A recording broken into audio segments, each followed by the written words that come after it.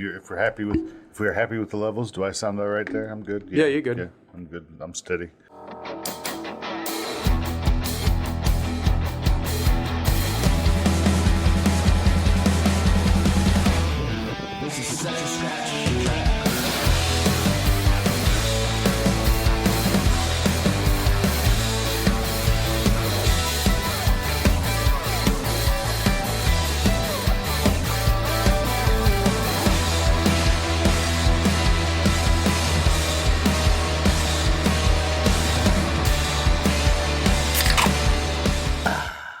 Welcome to the Unorthodox Film Podcast, where we discuss movies that meet specific genres, topics, or scenarios, and we recommend movies that we enjoy in hopes that we introduce our listeners to movies that they haven't seen or heard of.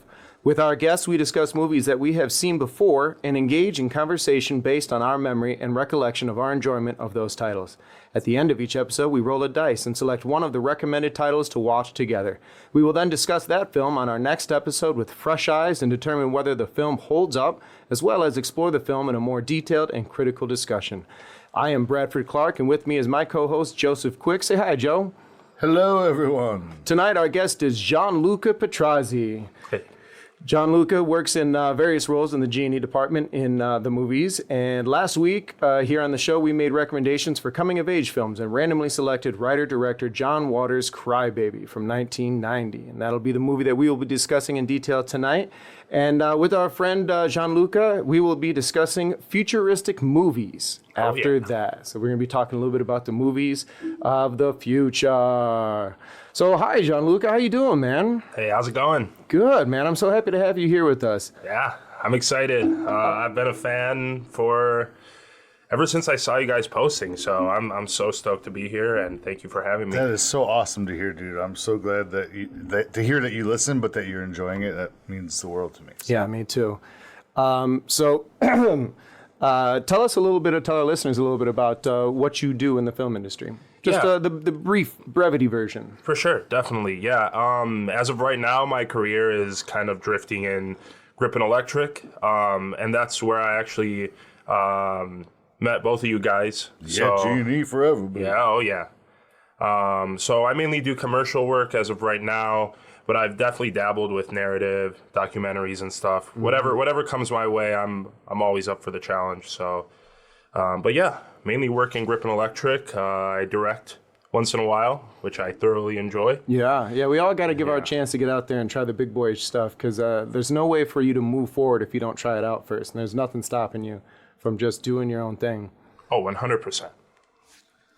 All right, so this week we watched Cry Baby, John Waters' movie. After classic. watching it, I totally thought I'd seen it before, but I obviously only saw small pieces of it because a lot of it was a fresh viewing for me. Gianluca, what was your experience in the past with Cry Baby? Was a first watch for you, or was this something that you'd seen in the past? No, I've seen it. I have seen it in the past, but I think I didn't give it as much attention as it deserved. This time around, I realized that it was basically a musical, if not considered a full-fledged musical. And I didn't connect the dots at all with that. And I think I was a little too young to see all the other layers that this movie involves, which is also like social justice.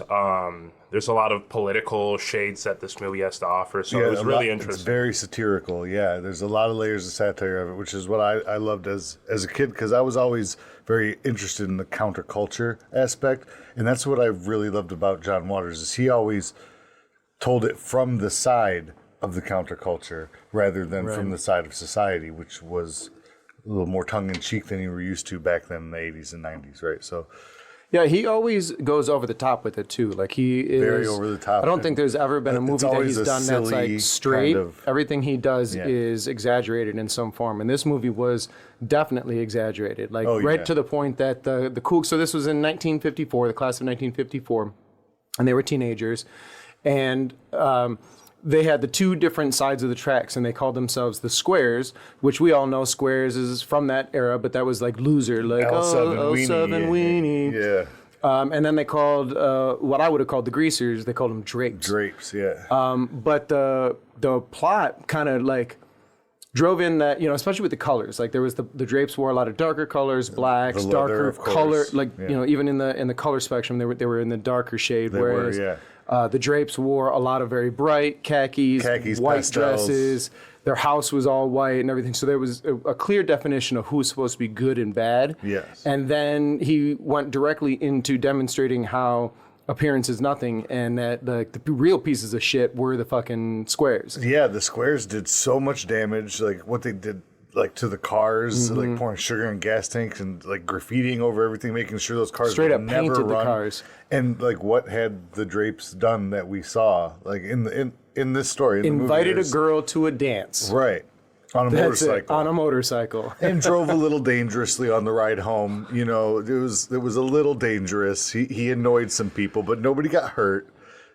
She even says when she complains about it, nobody got hurt. Yeah. Like, What stood out most to you, Gianluca, while watching this? What was the most prevalent? I think the most prevalent thing that stood out the most was the fact that a lot of it was trying to obviously put it in a satirical way where not everything that smells like roses is roses in a way. Like as like we just talked about, like the squares were like the goody goods, and then we have the bad guys, which are the drapes, seen from like a social aspect, and just like showing that everybody has like their dark sides, even if they're dressed like in suit and tie. I think that was it was like a big protest almost, the entire movie, against like societal constraints and like objectifying like what is good and what is bad. Right. So that's what really like took me when I was watching it, for sure. Yeah, the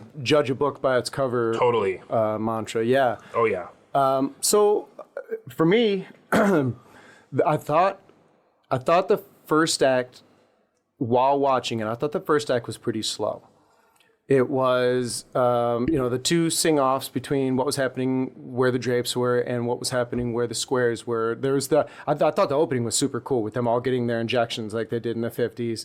But as the movie went on, I started to realize that because the plot really there wasn't a whole lot there. Like if I could sum up the movie, it would be 2 lines. Girl likes boy, boy likes girl. The boy gets caught doing nothing, and because of who he is, gets thrown in jail. And within 20 minutes is out of jail. 2 songs, 3 songs, he's out of jail. right. And now we're at the chicken run at the end. Yeah. So like, if you were to like Redemption talk moment, about what specifics happened plot wise, there's not a lot to say. But at the same really, time, it's funny because the way he says, like the way you summed it up, is the judgment is quite literally like the biggest stepping stone as they're sitting in front of the judge, getting judged for their appearance, and Johnny Depp's character, Crybaby Walker, was judged on his parents. Right. Not even really his actions. Like, sure, he was quite the delinquent, and he says like a repetitive or behavioral delinquent, right? Like, because he's constantly doing little things, but nobody ever gets hurt. He's just an annoyance, right? He's not even really a bad person. But regardless, the judgment is not from any of his actions. right. It's from his family and just his appearance, and what the judge, who is easily swayed by the drapes sway the grandma, right? Yeah, they won her Miss over real quick. Vanderbilt or whoever, and as soon as she started shaking her hips at Judge, he was real quick to be like, everybody can go, just clear the halls. I'm gonna fuck all over this jail. Like he was just ready to go. So that's what I was getting to. So the first act seemed a little bit slow, and then once it was going, it was really more about the minor situations. Each song brought something. There was plenty of laughs. I laughed the whole movie. I thought the movie was really cheeky. A lot of like underground stars. You got Iggy Pop was in there, Ricky Lake was in there, Willem Dafoe, So who, cool. super small part too. Right. I really thought there'd be more Willem, but it was really that one scene in the bedroom. He was in a few of the other scenes. Like I picked him out and I was waiting for like the big fight scene in the. I like how you call it the bedroom, but Well, I mean, the that's what it jail was. cell. Yeah. It was a jail cell. Dude, that wasn't The a jail cell. It was a bunk room. There was like But no, that's a jail cell. 15 guys in bunks there. Yeah, that's a jail cell. I didn't know they That's got that Gen big. Pop. Yeah, That's Gen Pop. Dude, I've been in ones that had 60 people in it. Okay, well, I would not recommend. That's not. I feel like that's dangerous. away. You get Scary. no yeah. restrictions. It was. There were some fights. So whatever happened to just keeping them 2x2? One of the things I noticed in the filmmaking aspect of it was the heavy use of eye light in the close-ups. Did you guys catch that? Ooh. Yes. In each of the close-ups, they had Johnny Depp, Crybaby, when he was in the bedroom singing with his little guitar, the Gen Pop. And then her every time they had up on her, but they had a nice rectangle eye light that was like dramatically brighter than the rest of the scenario in that shot. And it was, I don't know if you noticed, like when they open up that shot of the singing and like push in and the whole room, like. So I was going to get to that too. The vertigo shot was had used. the bed. No, they had the bed on. Well, yes, but it was over dramatized, right? They had the bed on a slider and the camera locked to it with that eye light locked above the camera. So that one I missed. And it dollied in. That one I missed. So the dolly in that I saw was when she sang for the first time at the talent show, and she was on stage. Yeah, it was the red drapes and everything. Yeah, and she stayed perfectly framed as they came out because it was a dolly zoom in. Yeah, push. I think it was a push in with a zoom out. Is what it looked like. I think so. Yeah. And it was so subtle that at first I was like, am I seeing this? But then as I started to see more of the guys, and she filled the frame exactly the same. And he did it really well. And there's another one, like a jib pullout at the end where she's like singing on top of the car, where the only flaw that I saw in it, and I don't want to call it a flaw, like things happen, right? But like there obviously had a reflector on her, and as they're pulling out, the reflector guy had to run out of there as the background people came in to fill in the shot, and you saw see the light move, just a little flick, just one little. And if I'd have blinked, I'd have missed it. Yeah, and I've watched this at least a dozen times. It's the first time I caught it, but of course, this is our objective watch. This is when I was really taking my trained eye out on it. What did you think of the music and the songs and the dancing and such? Yeah, I mean, it was super entertaining. I'm not the guy that goes and sees a musical, but I could enjoy it because it was so well timed too. If I need to say, like throughout the film, I think it gave us time to breathe and actually see the characters like act, and it wasn't like the biggest. Like obviously, it was one of the mediums that was like dragging the story, but there were so many other elements as well that really captured me. So I think the music was super fun. I mean, very like classic, like 1950s bebop, totally. And very Elvis, totally. Yeah. Barbershop quartet a little bit for the squares. Oh yeah, that's right. That was the separation of the music. Like the Johnny Depp called it a little hillbilly, a little colored. Something my daddy would enjoy. Yeah.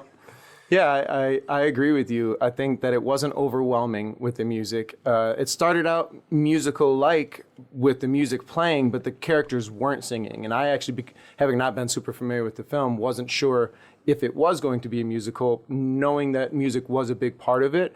But that first scene where they were getting their shot, it was musical in the background, right? It wasn't musical in the world. Totally. Yeah, that was interesting. They always had music going, and some of it was pre-recorded and like hits from back in the day, but probably more of like the underground hits, like things that became hits later, like especially when the drapes were on. But then there were actual like singing and dancing numbers by the cast that were written for the movie, obviously. Right. So it was a nice mix of that coming from two worlds, because it used to be everything was scored, right? Like and. So the marriage of bringing pop music, even though it was pop music from that time period, which has actually helped immerse you into that time, I think. So what I really love about it, one of the things, because I like musicals, but I feel like a lot of the musicals tend to be very similar and the same. And now that we're in 2024, I want to see other ways to play music. And by that, I mean, Crybaby is a great example. They didn't take the style of music and musicalize it. I don't know how else to say it. Music, turn it into musical-like singing. You know, like for example, what was that? Rock of Ages or whatever. When I heard of Rock of Ages coming out, I was like, oh, okay, I'm going to be excited about that. A musical with Bon Jovi and Guns N' Roses, and then they sing it like they would sing Singing in the Rain. And it's like, well, okay, all you did was take the music and bastardize it. That's not what I was looking for. And with Crybaby, it stayed in that rock and roll lane. and still was able to tell its story without trying to pretend to be something it wasn't.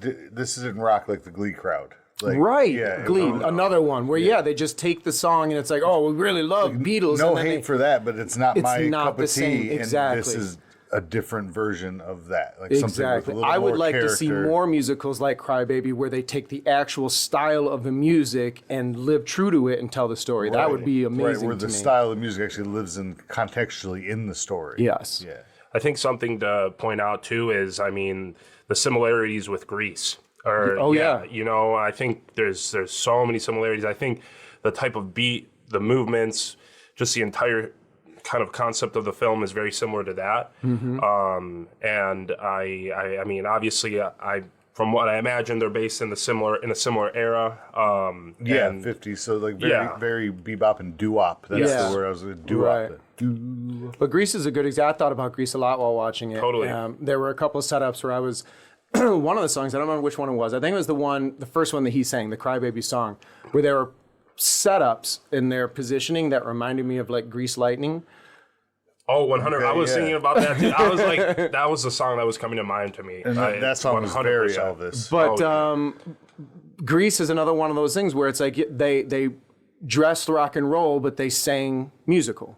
Yeah. You know, there wasn't a big difference in the way that the girl sang versus the way that the guy sang, whereas there was a clear difference in the way that the Squares sang and the way that the Drapes sang. Like the style of music separated them clearly for the audience. So it was wardrobe separated them, set deck separated them, but the music and the way that they told their tale was completely their own. And that's really what I love about John Waters is he immerses you into his world that he's created in his own way. It's very good, but it's very different from anybody else's because he's very silly with it. He's very playful. He takes you in like you're following a child. Right. Yeah. And he allows you to play. Like he takes you back to where like, oh, I can like, what do I feel about this? Yeah. And how does that touch me? And it's really nice. Like, cause even some of his more absurd movies are the same way. They just have a different message, you know, this one's just very like, don't judge a book by its cover. It's like, you know,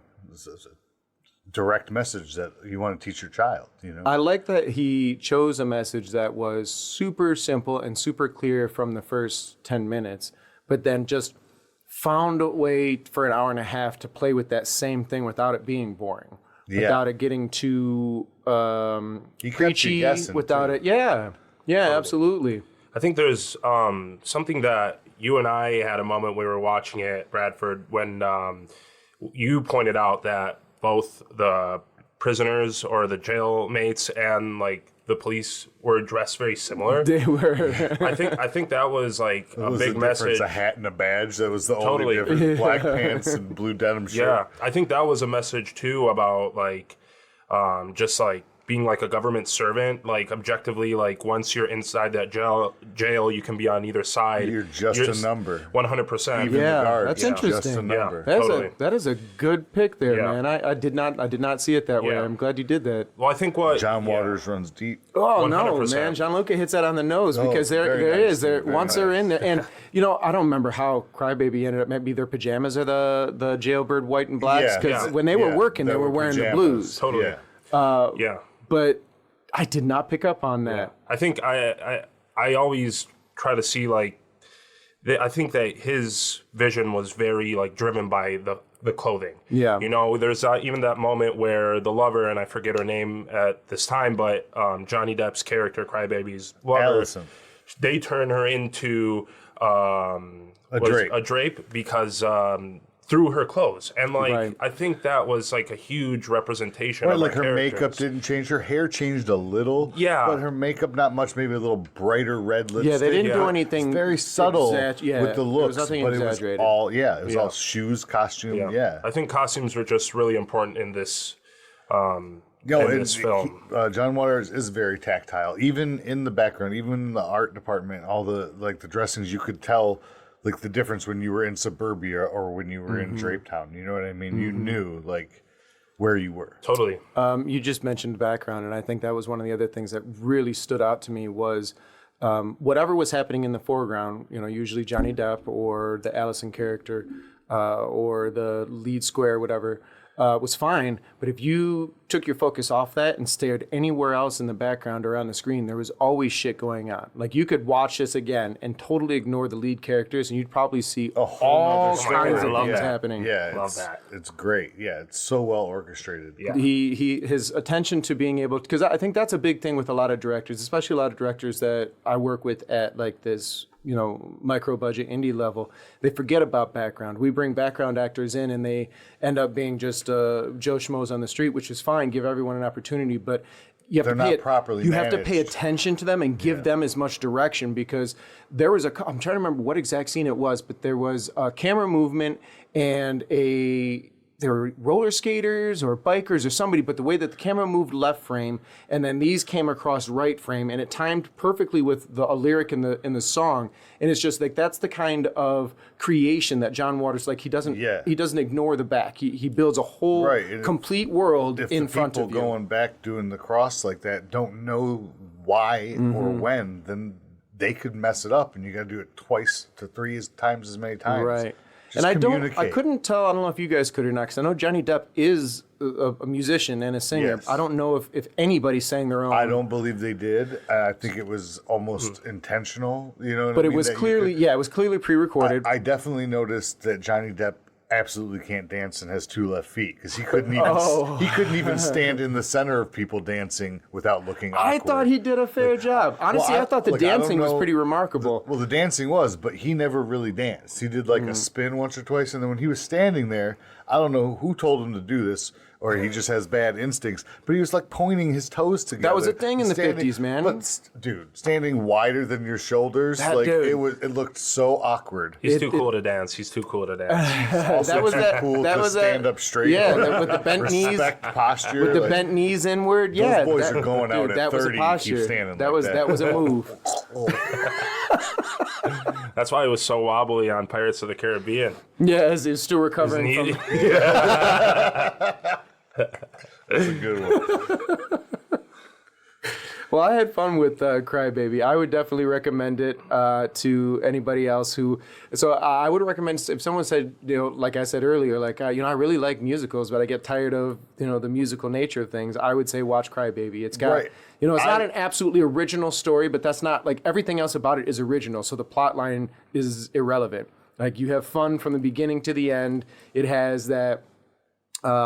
Great, easy to digest. Like what was her name? Hatchet. The very face, very visibly older, less than acceptably beautiful woman, and everyone kept calling her beautiful except those on the outside, and that was it was a quick way to say, like, what? Yeah, you don't have to be like everybody else. You're a fucking beauty. Yeah. Just I think because John Waters has always played in the space outside of the norm. And while she wasn't a stereotypically handsome woman, she they definitely did a number on her. Oh, her makeup, and they bruised her teeth pretty horribly. Yeah. Oh yeah, they made her look horrendous. Yeah. And she played it up. She leaned over. Yeah. But, her purpose there was to obviously be like, these people who everyone else is hating on except everybody. Whereas when you were at the talent show at the old ladies' the reservatory or whatever it was, everybody was beautiful. Everybody was normal. Home. It was a conditioning home. Correct. Boarding school, but... Totally, yeah.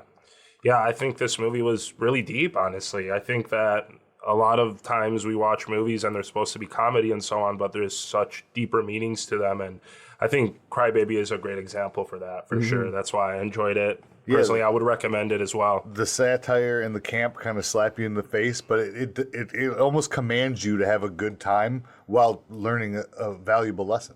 But that's what I think is so great about that opening scene, which did go on a while, but I did notice it was 1990, so they were putting credits at the end, so they didn't need to put all the credits in the front, but they put a lot of credits in the front.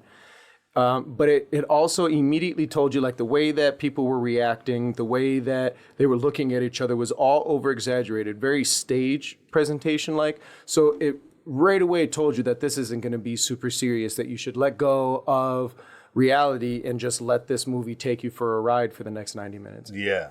Yeah, it was wonderful. So, did you prep your list? I spent some time there in the first 5 minutes. I mean, I've thought about it. I wasn't in a mindset to be typing. I'm just teasing. No, you. it's good. Because we're gonna move on. I would like to just wrap that up with my favorite John Waters quote. Oh yeah, please. Which is, and this is how he says it: "Young people, I want you to take this with you in the dating world.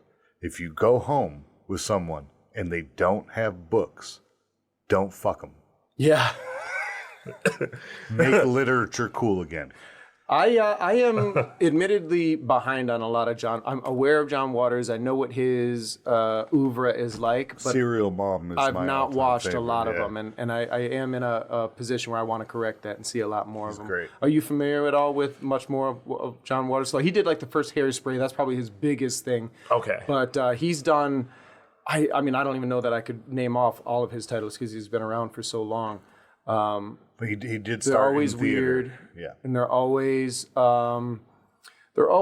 to the outside of norm people, right? You know, there was a celebrity that he used to have quite a bit in his time earlier on, and then as time went on, like Tracy Lords was in Crybaby, he used Tracy Lords a Yeah. lot in some of his other stuff. He started her acting career. Ricky yeah. Lake, you know, so people that like the rest of Hollywood was kind of ignoring, he was just calling in, and they would do their own tales. Well, it's like I said earlier, like my favorite thing about John Waters is that he always tells his story from some angle of counterculture instead of from the view don't have of to wait to open it, society. you can So, Okay. yeah, crack it up, baby boy. gotta go Let's grab do it. You have a lighter on you by any chance? I can Do it. crack young this man. bad boy I open. usually have actual. No, I took it off.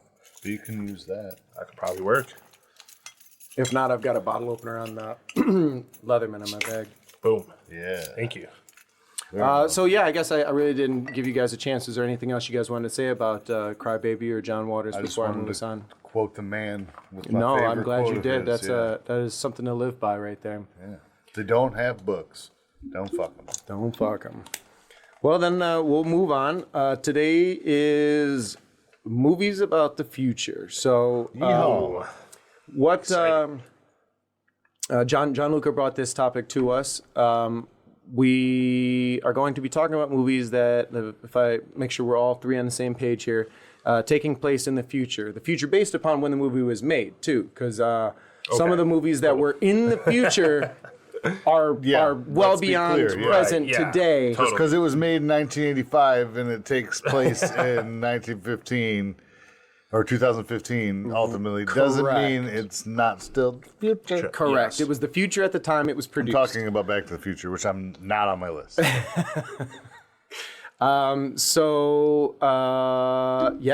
Open genres, right? Open topics, just the clear. It has to take place at least partly, I imagine, in the future because there are some movies like you mentioned, Back to the Future, where it bounces back and forth, but spends a good majority of the time, enough of it to be relevant to the future. Totally. All right, well, cool. Gianluca, traditionally we let our guests start. Are you goodness. prepared? Yeah, definitely. Let her rip. Let's do it. So as my first pick, I brought AI, Artificial Intelligence, Yeah. which is a Steven Spielberg film. It came out in 2001, I believe. Yeah, starring Haley Joel Osment. Haley Joel Osment stars in it, and I brought this because I think that it gets a lot of negative opinions from people, and I feel like I've heard that too. Yeah. Judd Nelson was also in it. He played like a sex robot. Yep. Yeah. I'm sorry. Or Jude Law. Jude Law. When I Jude say Law. Judd Nelson. Jude. It was that Jude was and close. Judd. Those That are was definitely close. two different. What? Yeah, like what just happened in my brain? Because I definitely was thinking Jude Law. Maybe it's because last episode I kind of badmouthed Judd Nelson, so I'm trying to apologize. Oh, okay. So you're putting him in movies he didn't get cast in? That's fair. Well, I mean, he shouldn't have been cast. Well, nobody In most should- of the movies that he was nobody in? should have been cast in Boondock Saints 2 because that movie should have just been rewritten. Anyways, moving on. Sorry. So yeah, I brought this film because I thought it was pertinent to our topic. Yeah. It's all virtually based in the future. It's a dystopian future. So there's not an exact year, I believe, of the film, of the year that it's based that on. it exists. But the story revolves around this mecha child. So this robot child named David, who is virtually adopted, still not adopted at the beginning, by this family who's struggling because their only child is currently in a naturally or an induced coma because of like a rare illness, what they call it on the film. Yeah, so they do a medically induced coma to Yes. slow down the process. Correct. Metabolism, all that. So basically, to cope with this grieving, although the child's not dead, they decide to adopt this robot child who has to be imprinted in order to be officially their child, which is it's a type of procedure that the parents need to do in regards to the child by touching the back of the neck of the mecha child and repeating their own name and repeating the child's name back and forth, and then they become fully bonded forever, at least in the eyes of the robot. The medically induced coma child comes back to life, basically, and Bye-bye Mecha Baby. Bye-bye Mecha Baby. He gets abandoned even after getting imprinted by the mother. And the entire film revolves around David, who is going in search of the mom that abandoned That programmed inherent draw to always follow that mother. Exactly. Yeah. Yes. It's really a beautiful story about what love can do if not quelled properly. Right? Haley Joel Osment is David? Yes, correct.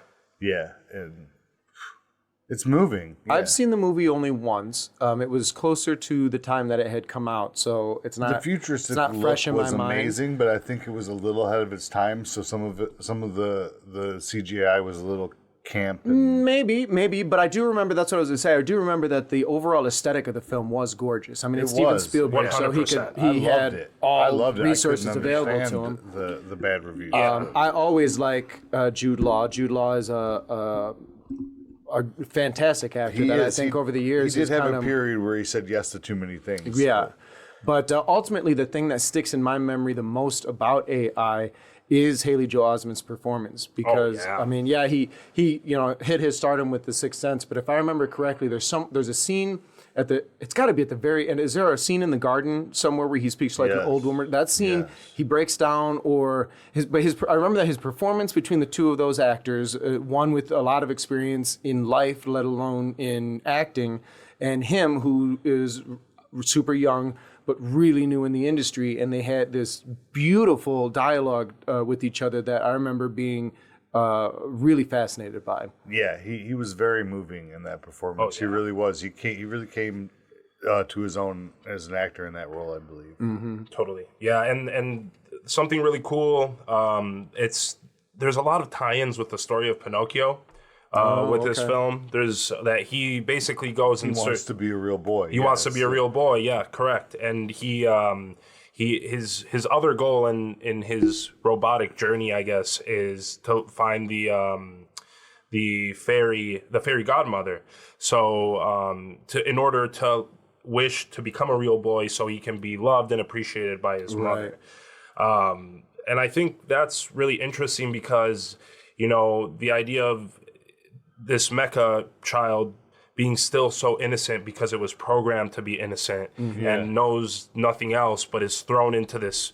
If you watch the movie, you even see him learn a lesson and get thrown right back into it, because there are certain parts he learns certain things, but he doesn't ultimately learn not to trust new people. Right. Because I think machine or human they come off trusting, he doesn't think of a con. Just like an innocent child just thinks, oh, you're being nice. Mean people are mean. You're just, These artificial life versus reality themes are always very interesting to me. Something like Pinocchio or AI, where we assume, let's just take the global idea of the soul, and they say, oh, well, he's a machine, he doesn't have a soul. And I think that what these stories do, AI being one, Pinocchio, I guess, being another to a lesser extent, but it puts into our face that once you give something sentience and a learning ability, and they learn a lesson, and then whether it's an algorithm or a computer or whatever, they metastasize that and then go forward, and they learn, and then they metastasize that and beyond go their forward. programming. And How is they that are any sentient different and than, thinking and- you know, because at that point you're going to learn to develop feelings. You're going to learn to develop hatred an opinion is self. Yes. That's really, where do you live? You live in what you think of things. Like Right.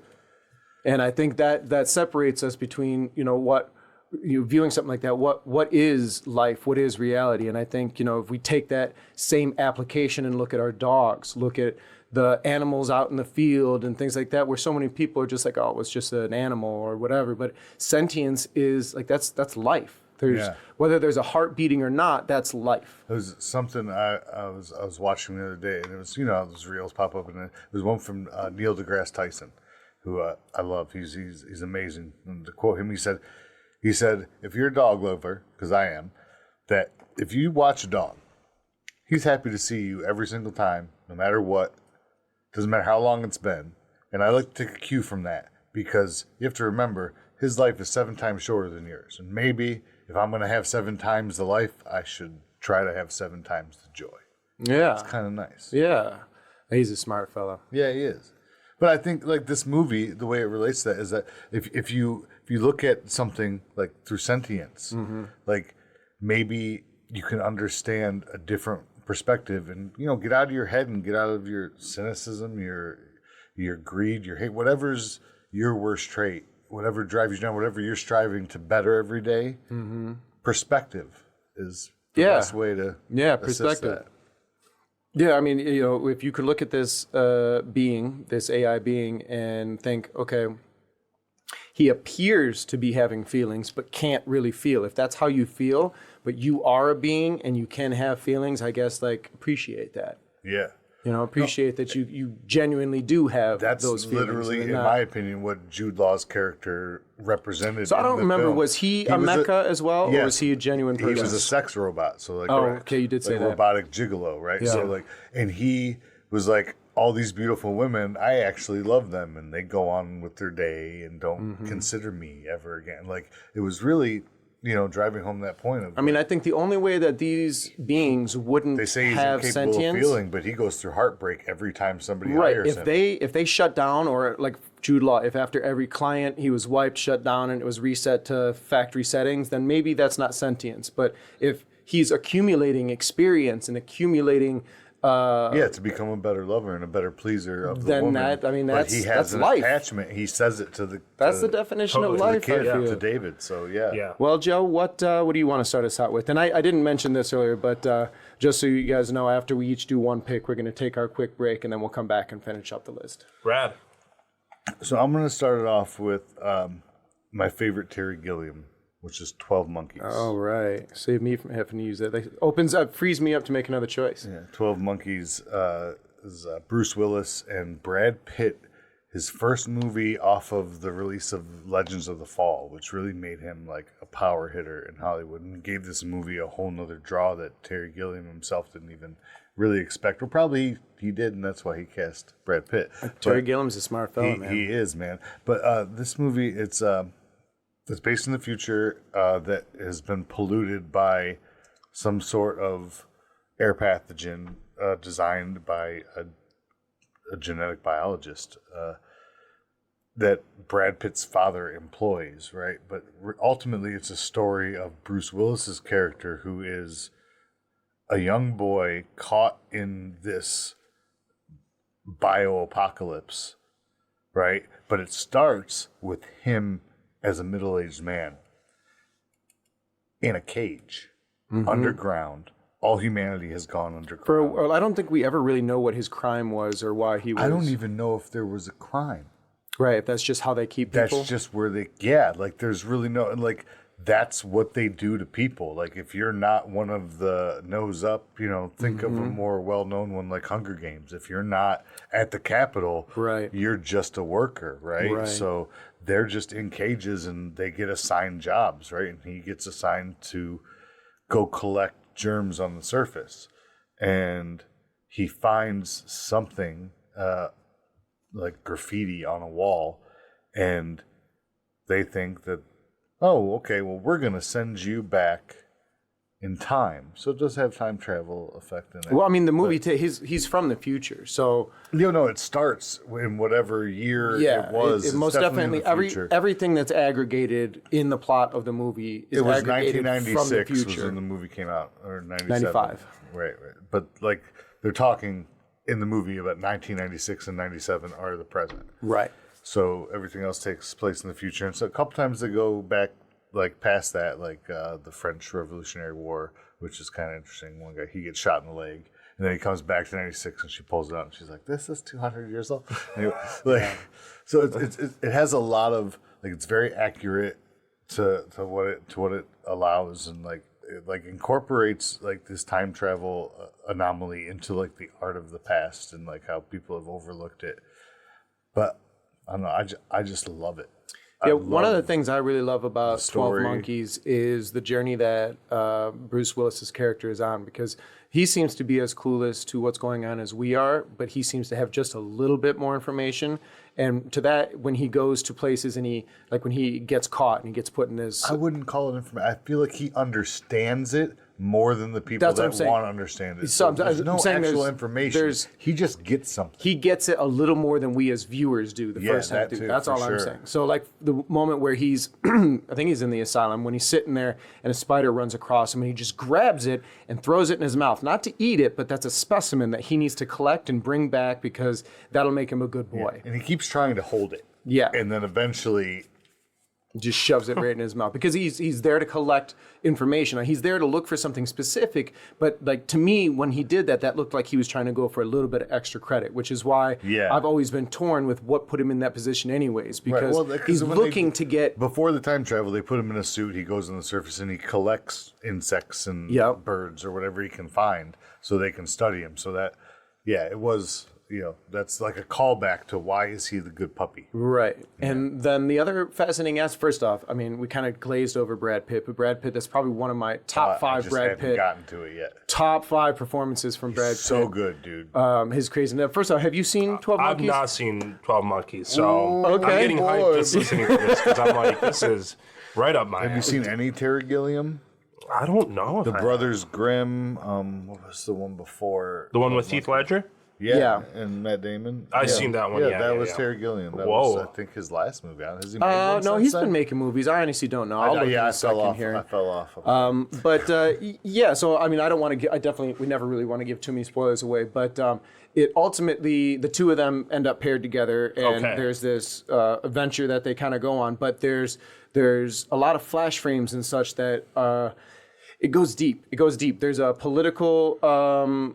Uprising, the 12 Monkey Group, so as you watch the movie, it goes from futuristic to weird to like something that is like presently important if you look at things like that are going on today with the protests and it kind of ties everything in with something fake. It doesn't make its own. He doesn't stand on any soapbox of any kind. Just what if? It's a big what if, and then in the future what if type of thing. And it's really.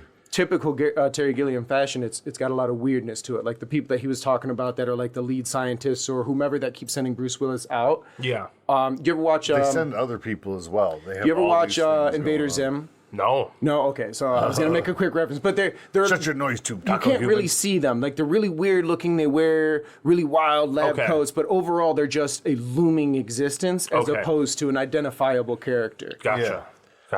Yeah, and so they send other people back, and time travel isn't exactly dialed in. So like, that's one of my favorite parts. Like he goes flying back through space time, and then he like lands one spot for a minute, and he's like, "Where the fuck am I?" And then he gets shot with a bullet, and then he gets ripped back somewhere else, and he's there for a minute, and then he's where he's supposed to be. And but he gets brought back too, because we do spend time in the future, his present. He's always just a little off. Like that's what I say. It's 96 because when he goes back, missing the mark by like these little margins. Oh, that's really interesting. Yes. So, and then I think my favorite part, I just got to say before we move on to your recommendation, is at one point in the movie when they're on the run and this tough guy pimp character comes in to like. He's like, oh, we got a new girl on my turf.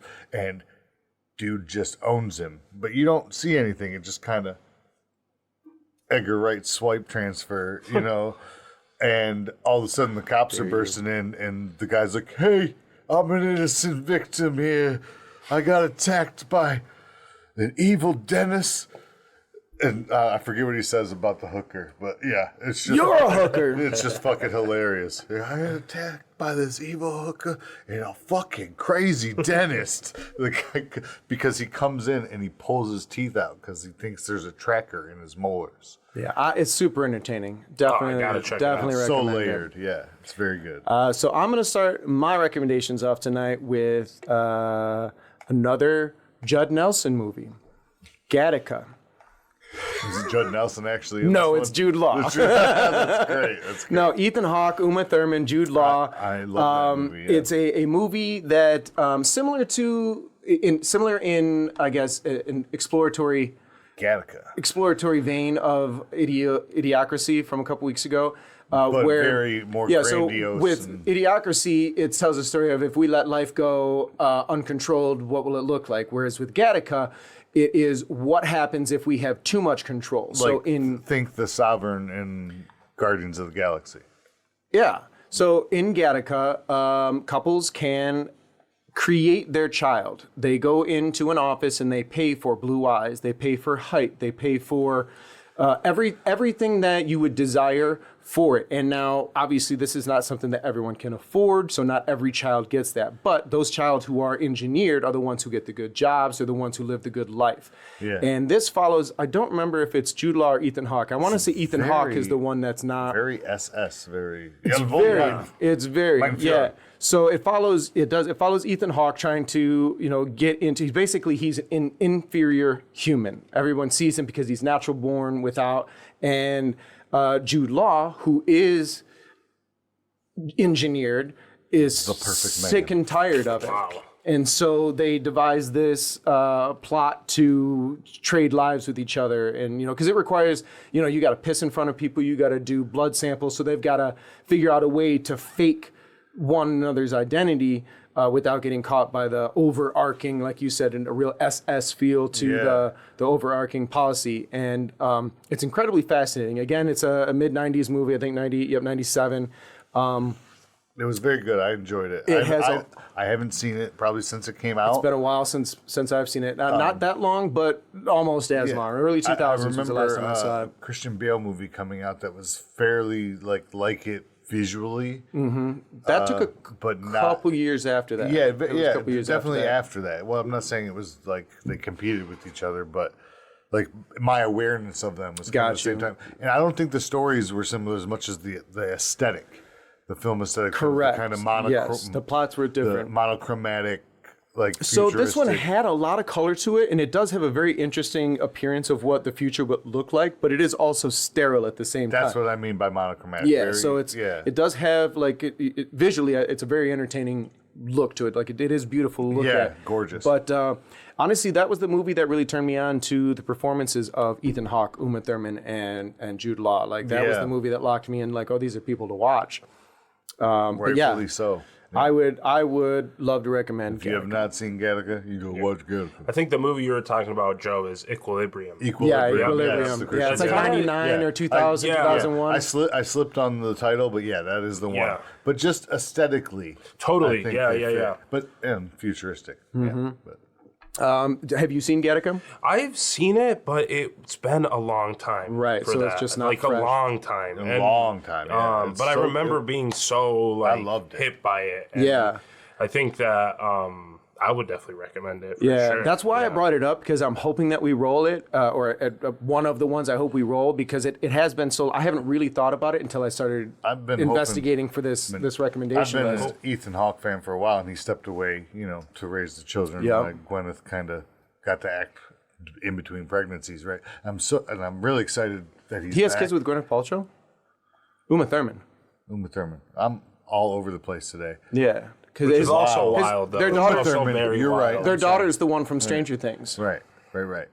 But oh my god, I did that twice in one episode. That's crazy. That's okay. Anyways.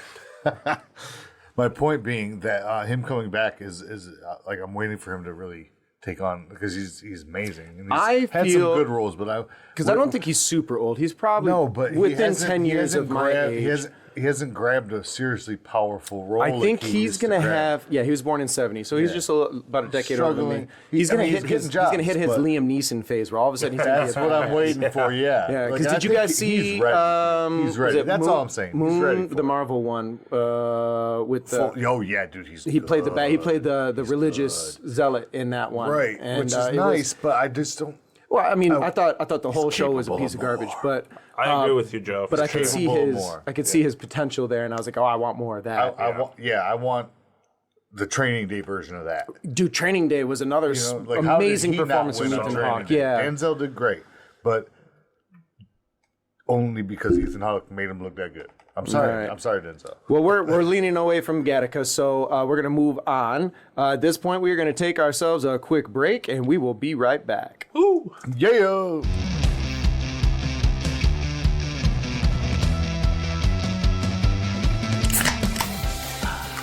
Yummy, yummy. Great to be back. New drink today. I'm going to try this one, Orange Cream Pop by Vizzy. I had one. It's pretty good. Yeah? Yeah. Excellent. Well, I'm going to pour it here. Welcome back, everybody. We have just taken our quick break and emptied our bladders and such. Before we went to break, we started our list with AI, 12 Monkeys, and Gattaca.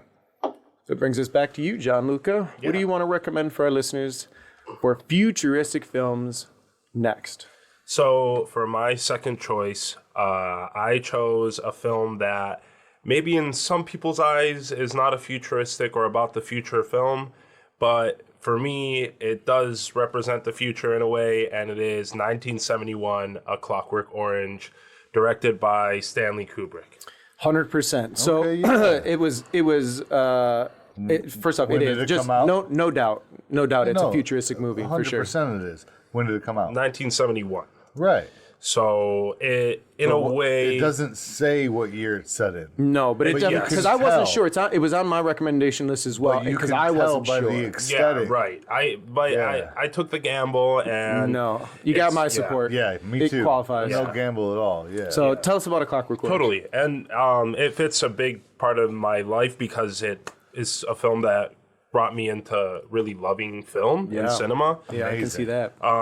We follow the story of Alex DeLarge, who is a criminal in the UK that basically runs a baby Malcolm gang. McDowell, yeah. Oh, Michael McDowell, yeah. It basically he runs a group of droogs and himself, and they commit micro crimes around the city. And I'm imagining we're in London, but it kind of just gives us the fact that we're in the UK. I don't think we're in an actual city, or at least it's a dystopian type of town. He gets caught and arrested and gets put under a procedure called the Ludovico treatment. So it's a psychological treatment where he is forced to keep his eyes open while watching violent scenes in order for him to almost reject that feeling of wanting to commit acts of violence and commit crimes. Yeah. But it comes with a cost, which is him also having to listen while watching Beethoven, who he is the biggest fan of. Throughout the film, you find that out. He could never hear Beethoven. He could never hear Beethoven again because the music was triggering because it's it was the Pavlov's dog. Yes, you know, very one Pavlov. thing that Very Pavlov. that you love triggered with something else, and then Yes. it's just that psychological connection. Totally. And we go on this journey with this character who I've basically grown up with at this point in my kind of professional career. And he's a crazy man, and I fully love this movie. Yeah. And I think it's from the future. It's definitely It's from 100% the a future. When It's a he Kubrick attacks the lady with the ceramic penis. Penis. Yeah. Oh my goodness. Oh, yeah. Yes, It's a totally. beautiful scene. I'm sorry. I mean, it's horrific, but it's beautifully done. Like just movie the way they has- film it and the perspective and Totally. It's been probably 20 years since I've seen this movie, so I'm due for a rewatch. What, bro? But having been that long, there are a lot of things that still stand out to me. The set design, the use of the color and the lights, Incredible. Like it's a painting every frame, and the story is engrossing, engaging, and it's it's internalizing, right? Like, even if you are not a vile person like Michael McDowell's character is, it still, takes you through this psychological trip of right and wrong and a consequence and milk. There's a lot of milk in the movie. Plus. Yeah, totally. I think also jock straps. Oh yeah. Yeah. The costumes are incredible. I love that movie so much. I've loved it. It was like since the first time I saw it, young teenage years. Probably like a 13, 14. Probably one of my first favorites after my Uncle Gary introduced me to The Evil Dead. Of course, right? And like the underbelly of society that everybody, including my parents, was trying to hide from me, right? Like, oh, you can be good and feel dark. Yeah. You know what I mean? And that's what I felt like was really hidden from me. Like I didn't feel right just trying to be good. But once I don't know. Well, I digress. But this movie was a gateway for that to me. So yeah, totally, 100%. Yeah, I think I just getting older. This is a movie again that I saw when I was much younger, and watching it in today's kind of mindset, I realize how much I didn't absorb when I was young and understand the density and the gravity of what's happening on screen. So I almost am more affected by it today rather than when I was young. But it also was for me an opening up to I can, see crazy things and I can absorb them and understand them and see the psychological factors. Don't act on them. No, of course. But also, almost again, be more sensitive today compared to when I was young, especially with A Clockwork Orange being such a jarring film. Yeah. But yeah. Yeah, visually it's masterful. It's stunning, as Stanley Kubrick is known for. But just it has a great social message in it. Yeah, and I would definitely benefit from a rewatch because something you just said about not being able to understand all of it when you were younger, and that comes with experience of life. So I'm sure there's things with my now experience of the extra 20 years, going back and watching it, and I'll pull a whole lot more from it. Yeah, that's what I've always found great about Stanley Kubrick's films is that, watching them at one age versus another with experience, there's so much more to gather from his stories. Yeah, and if there's one thing about doing this podcast that we should take away is that revisiting all these movies that have affected us or that we've loved or that have influenced us has definitely I've learned something new from them every time. So film is really like literature, what I mean? Totally. It's about where you are in life when you absorb it. So film, beautiful thing. Someone I was recently working with made the statement that film, no shade on any other art form, but film is the top tier art form, and his explanation for it. Because at first I was like, oh, okay, wow, the ball's on you. There with you. That was the last time we worked together. I forget who he said it. Yeah, who I don't remember who that was. It'll come to me. But what they had said was, in order to create a film, you have to have musicians, you have to have writers, you have to have artists that design the set decking.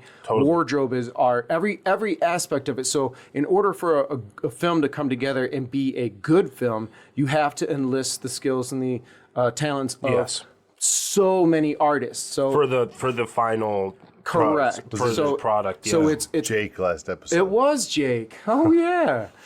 The last episode, so our listeners are laughing at us right now. Because to us it wasn't last week. This great guy we know, Jake Seipert, who is a friend of the show. But that hit me. I was like, holy shit, that's because you have to bring all that together. Maybe he said that while we were disc golfing going, this is our introduction to the story. That could be, because we did disc golf for 2 days, 3 days, before the episode. But I feel like he repeated it sitting right there. Well, and now I've repeated it again because I stand by it. I think film is a culmination of all the arts coming together in like a unison. Yeah. 100%.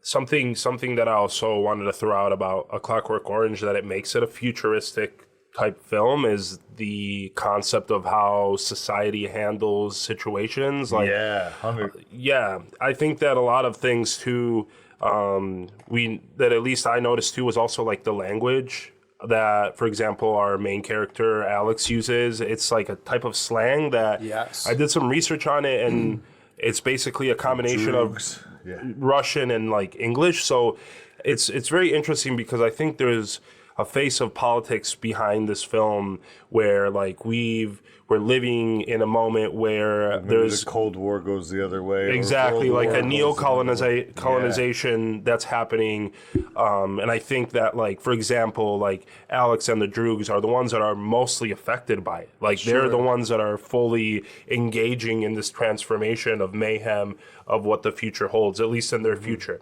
Yeah, I agree. And they because I don't think we got a whole lot of background on Alex and his Droogs, but they were clearly the underbelly, the street rats, and so forth. So I think that ties together where they're being the underclass, the lower class people are most affected by the transformation. Whereas if we were to at all revisit that world in the upper class parties or gatherings or networking events, you're probably going to see less influence of that because they'll held on to what their generational definitely speech patterns and vocalizations and thoughts on politics would have been. For sure. In a way, also, it seems like Alex is so affected by like the futuristic politics that are installed that he, in a way, doesn't even care because he has all those records, he has all the cassettes, he has all these things and all this money. So for him, it's almost a benefit that like the world is in crisis right now because now he gets to basically earn from that by committing crimes and So it's interesting. At least so this is some Joe canon. I don't know if it's true, but I've always felt this way, and I don't know that maybe I read something somewhere, but I feel like it was very inspired by Guy Fawkes because a lot of UK dystopians are, right? If Parliament and the Queen are too powerful, then the people have no say, right? So he planned to blow up Parliament. And the movie V for Vendetta was very 100% focused on that entirely. Statement. But I believe that all these other UK ones are revolved around it in a fashion as well, just not as specifically stated. No doubt. Right. And I believe Kubrick's is as well. So if we're going to use V for Vendetta as a comparison, you see like the direct involvement with the government. It's much more revealing to the story. For sure. Right. But it's also, you look at the way they told messages. This is 1971, right? It had to be tongue-in-cheek and artful to even get out, or they would have just smashed it and not allowed it, right? And that was one of the brilliances of Stanley Kubrick, was to be so artfully and tasteful that his satire, though poignant and powerful, was accepted by everyone. Yeah, I do think it is ironic, though, that you just described his work as, would you say, subtle? No. I just forgot the word you used. Either way, we're talking about a movie where they rape an old lady with a ceramic penis. Yes, but that's not the part that's subtle. It's the undertones of the story, the political and the futuristic parts that. Yeah. And then again, like I think it's the rape with the ceramic dildo. I was calling artful. I wasn't, and I wasn't degrading your statement. I was more or less pointing out that like if this is what it took for the government or the people to accept it, it was still artful and everything else, but still he slipped in scenes. Yeah, totally. And totally got away with it. Right. Yeah, which is, I mean, the revolving factor of like the story, because again, it's such a complex story. We could talk for hours about it. As long as it's not too bastardizing to the politics of it, you can rape as many old ladies as you want. Fucked up, ain't it? That's fucked up, ain't it? Just don't say fuck in the wrong context. Don't use rape in the wrong context, and we'll let it like. Are you hearing this? All right, so A Clockwork Orange, great suggestion, Gianluca. Our fifth recommendation this evening belongs to Joseph. Oh, I'm flippity flap. I'm ready. I'm sorry. I just got to pull it out. Please don't pull it out. Oh, which one? I'm going to go with Snowpiercer. Whoa. Ooh. Nice. Yeah, very nice. I had it right here. There it is. Yeah, so survivors of Earth's second ice age live out their days on a luxury train that plows through snow and ice. The train's poorest residents live in a squalid caboose, and plan to improve their lot by taking over the engine room. And one character succeeds. And it's about, it's really the same kind of commentary as 12 Monkeys. They ultimately the dredges of society and Hunger Games and all these, like Blade Runner too, like all these things that come in. Sorry, I hope I'm not taking away anybody's pieces. I shouldn't be comparing. Like the dredges of society, the poverty-ridden, the workers. The people ultimately creating the population for you to go on because they have no choice but to build community because that's literally all they have. And they don't even have the room for the community they're building. That's why they have the plans to break out and take over the engine room to build. And as you go on the story, you realize that each room, the train is longer than you could ever imagine.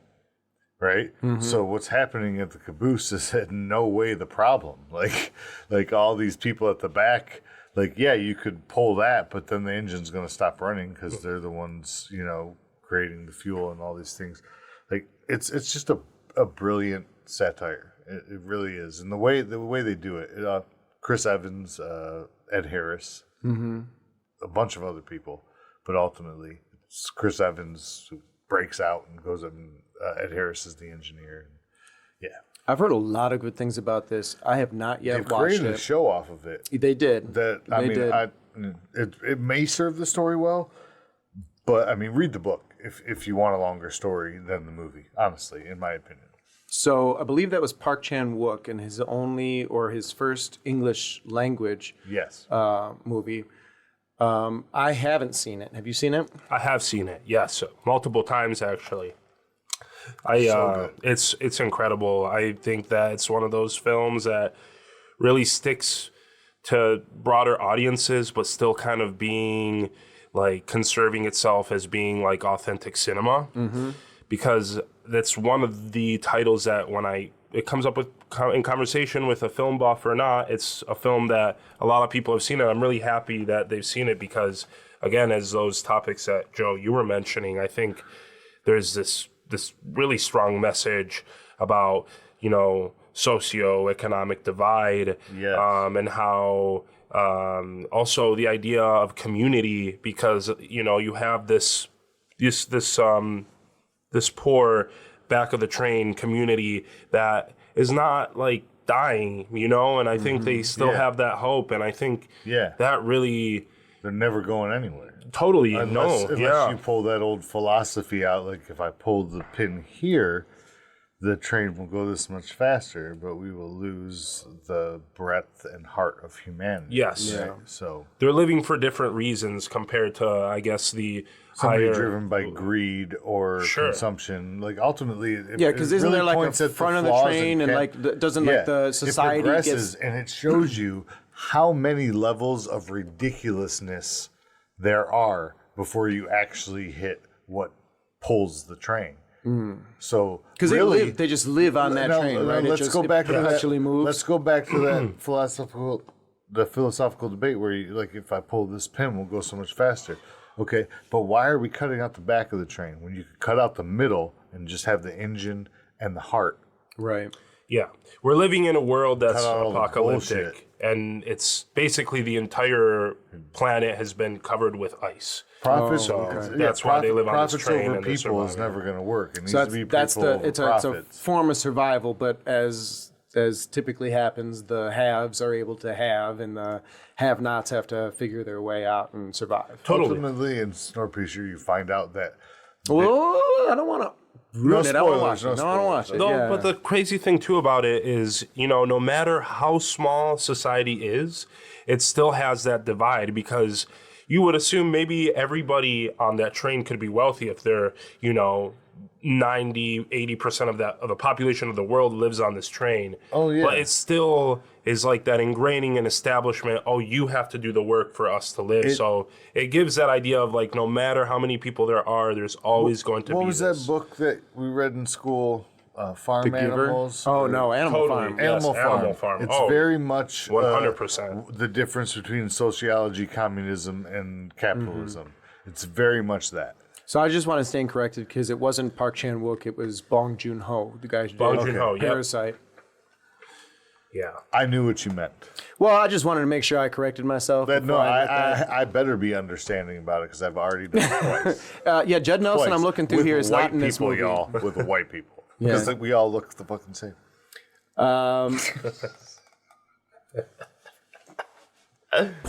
Poignancy and class has just sailed away. We'll see them later. All right, so then I'm going to move on to my recommendation before Joe gets us in more That's trouble. a good idea. Let's keep going. My recommendation is going to be a newer movie, but one that I have a feeling not many people saw. It came out right before the pandemic, which I think is like apt. Not that it's about that, but like, you know, a turning point and change and so forth. But 2017's What Happened to Monday, which streams on Netflix. It is a movie starring Noomi Rapace as Seven different people. Septuplets. So good. In a world where the population is overpopulation is being controlled by determining that each family only gets one child. But this particular family has 7 children raised by Willem Dafoe. And they are identical twins. Identical twins, 7 which, of you them. know, I mean, obviously if they're identical, then there was no control over how many of them came out. Right. But Noomi Rapace plays all of them, and it's basically a movie that, again, takes place in the undisclosed future where there is, I mean, see what they were called. They were called the Child Allocation Bureau. So it was definitely a police state of sorts. Each of the, so they're named What Happened to Monday. There's 7 of them. So father named them Monday, Tuesday, Wednesday, Thursday, Friday, Saturday, and Sunday. And one day, and they get to each go out on their One day a week. Yep. And they all claim Live to the be. same life. They all claim to be the one logged, the child that does exist, Monday, right? And they take which turns. is Monday. But then Monday doesn't show up. So Monday goes out one day and doesn't Never come come home. home. Yep. And the plot then revolves around, you know, the catastrophe they steal that is, Monday? right. And when they're out, they all have to be that one character. That they have to, like the Prestige. They When have they're to home- they have to be. But when they're home, that's the only time that they're free. Dude, the way they did it, it's amazing. I love it. You got to see it. Yeah, so it's a movie that I don't really want to say a lot about because the joy of it is in the discovery Really, as the yeah, plot moves like, on. The way it's shot. I honestly don't even remember how the reveal is and whether or not I've already revealed too much. But it's No, the plot I that's mean- online, so I at least feel good about that. Have Yeah. you seen What Happened to Monday? I have seen What Happened to Monday, and it's a movie that I completely forgot about. I was like, oh my God, you brought something out. I was like, oh dude, I saw that movie and it was wild. It was wild, it was yeah. a trip. Oh my Yeah. goodness.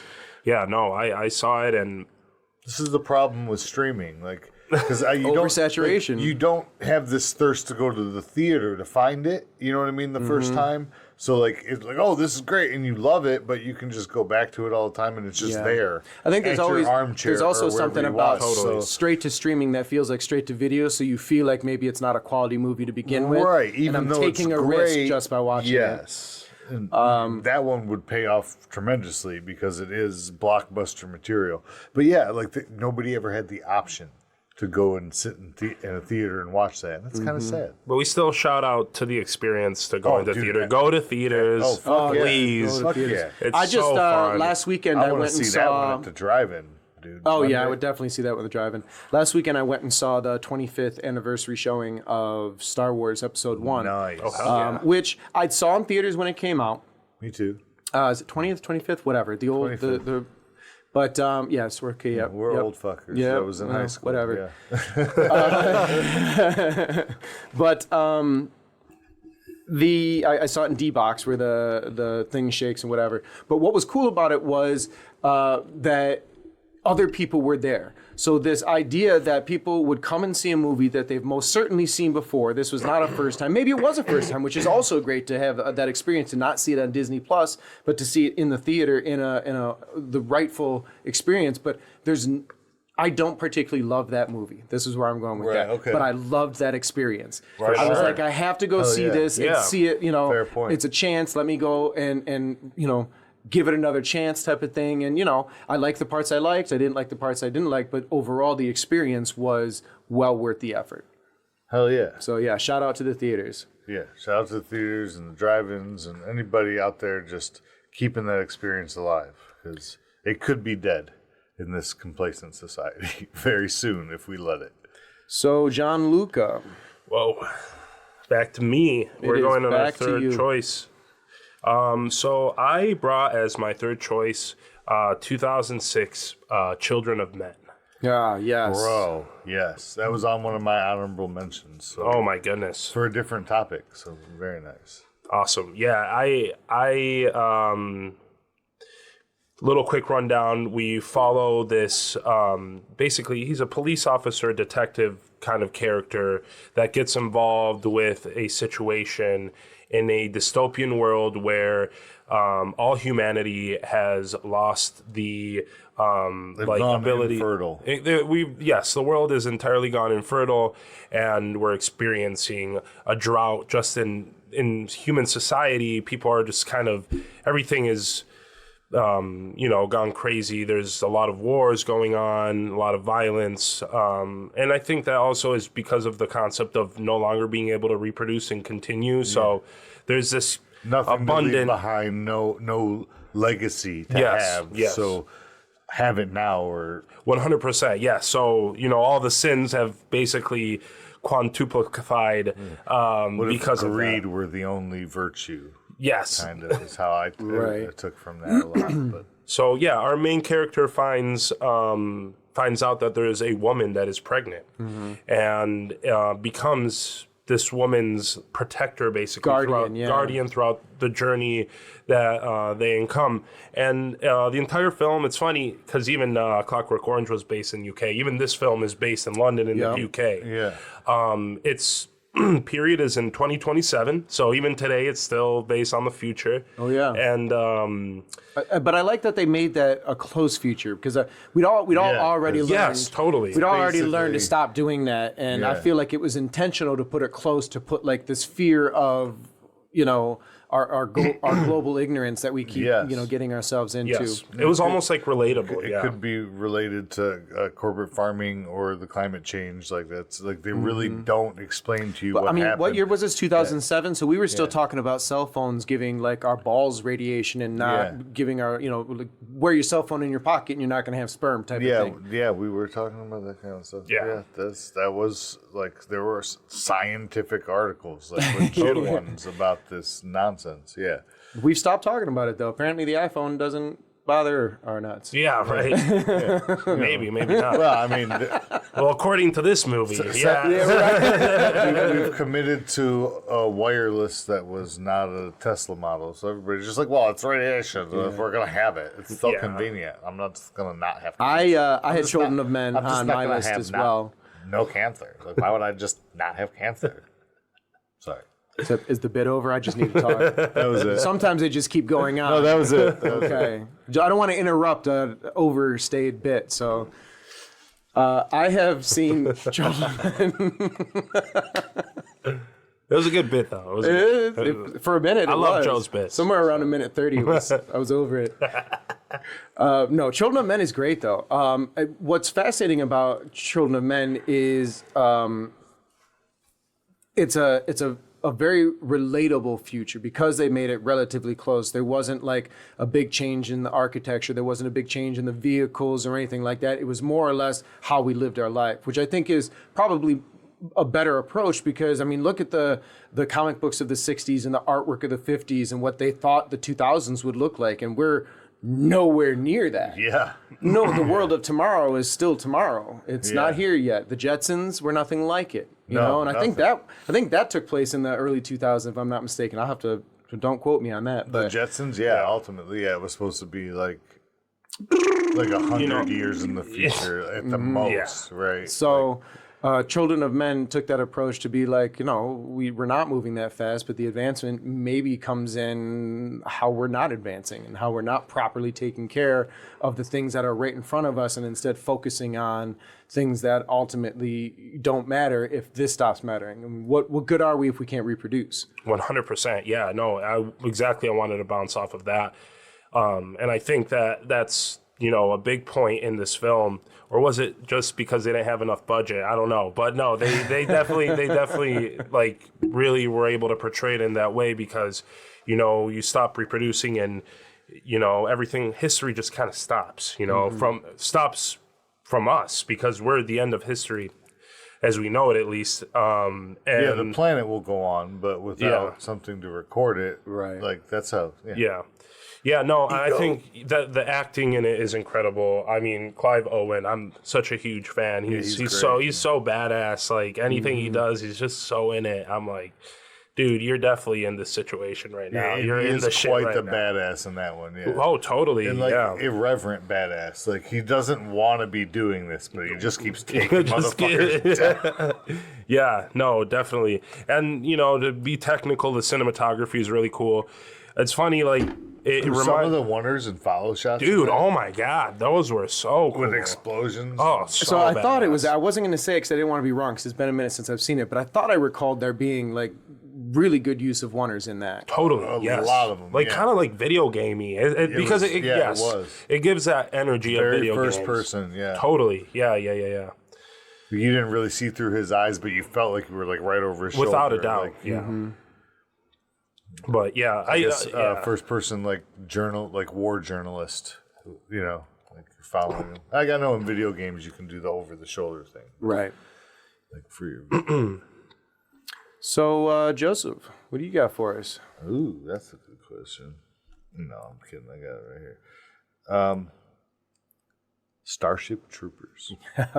Man, our lists are like damn near identical tonight, which is great because that just allows me to... I can move on. No. I was afraid like I wouldn't be able to mention things, so you mentioning it gives me room to be able to mention other things, so I love it. I put this on last night when I got home from work. It popped up like, oh, this has just been added to whatever app I logged into. I can't even remember. I was like, well, yeah. So good, dude. It's such a good movie. Every time. Paul Verhoeven. But Paul Verhoeven is starring Casper Van Dien, Denise Richards, Neil Patrick Harris, MPH, and who curly head lady.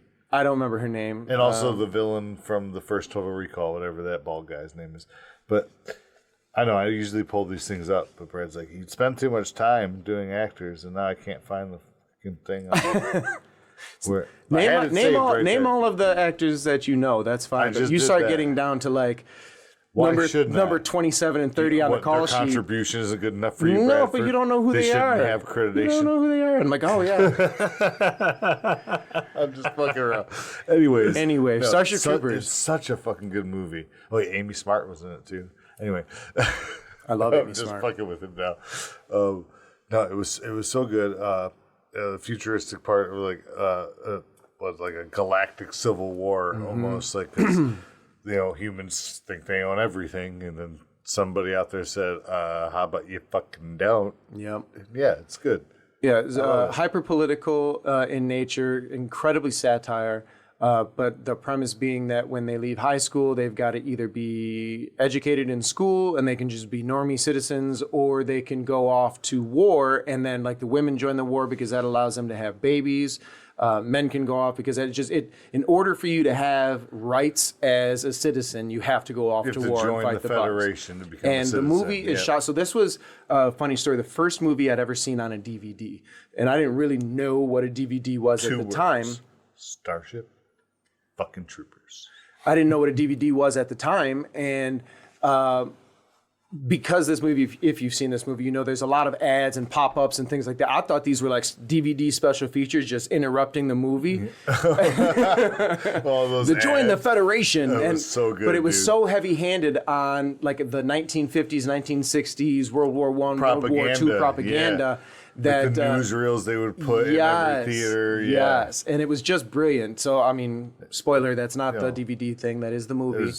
Well done. Yeah, it's incredible because they, Neil Patrick Harris's character did go to school, but joined the military anyway. Or did he go? Okay, so they all went to high school together. They did. As they graduated, they went and they signed up for the military together. And he got games in theory, military intelligence. That's so right. He's immediately like a general. Just elevated up there to big boss. And the Denise Richards, she's She's pilot school, and then Van Casper or whatever, Casper Van Dien. he was infantry, right? And as he finds this out, you get the infantry made me the man I am today by a multiple amputee who's now a cleric. Yes, exactly. Like, here's Which your I think future, bud. is that subtle way that Paul Verhoeven kind of like. That ain't so subtle there, homie, but it can be to people who aren't. Yeah, if you look over it, right? Because he's still so proud of it, and there are still people out there that look at that and they're like, "Oh yeah, no, he earned his way." Well, okay, but what did you get out of it? Right. What did you walk away with? Well, ultimately, no pun intended. Ultimately, literally, you see that these best friends, and he even says it when they shake hands and they make this vow, we'll always be friends. He's like, we'll be millions of light years away from each other, and we'll probably never see each other again in our life. Now, flash forward, they do, but whatever, like that one time, maybe never again. The point being that they were so separated in hierarchy of military command and citizenship that it didn't even matter that they knew each other anymore. Yeah, they were all segregated just if by you their took rankings. the story out of it, that's how the world worked. Like, Well, and quite literally, later in the he was a grunt, she was a flyer, and he was Correct. telling them where to go, regardless of who they were. Yeah. Have you seen Starship Troopers? If it's me ghosting here with my voice, it's because I haven't seen it. So I'm sorry, I have not seen this. This is why we do this. Yes, because now you're going to go look for Totally. it. Oh, yeah. Starship Troopers is well worth watching. It is. Jake Busey. Jake Busey was huge in that. Yeah, because it's a prod and a poke at the military and the military construct. It's Really, a prod and the a poke military-industrial complex as a whole, yeah. Yeah, and that is like the main theme that it puts out there. But then, obviously the equality and the status and politics of, you who you are as a citizen. Like Casper Van Dien's character, they're from Buenos Aires with no accents. They're white as all hell. So it's like it's a tell on, except the curly haired girl. I think she actually has the actress has the redhead. Yeah, I think she has Latin heritage. But the point being that nothing that you know, nothing that you know is what you know today. Yeah, basically and the whole earth earth is blonde hair, blue eyes, and they've literally you don't need to be a citizen. How about we send you to Zagama Beach, like he's going to Cancun or Bora Bora, but it's like light years away. And this was the British have officially colonized the entire Milky Way galaxy, right?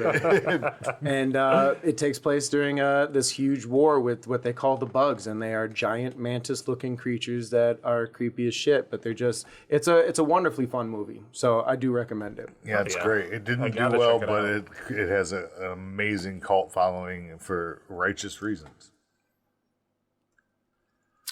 And the brain bug looks like a vagina. It does. Fun. It's not even trying to hide it. At the time I saw it, I didn't know. They literally censor it in the movie at one point. when they because they go and probe it. Yeah. All right. So for my next recommendation, I am going to go with the 1981 John Carpenter feature, Escape from New York. Whoa. And Escape from New York takes place Love it. in 1997, where U.S. president crashes into Manhattan, which is now a giant maximum security prison, and they have to take the prisoner who is just the nasty.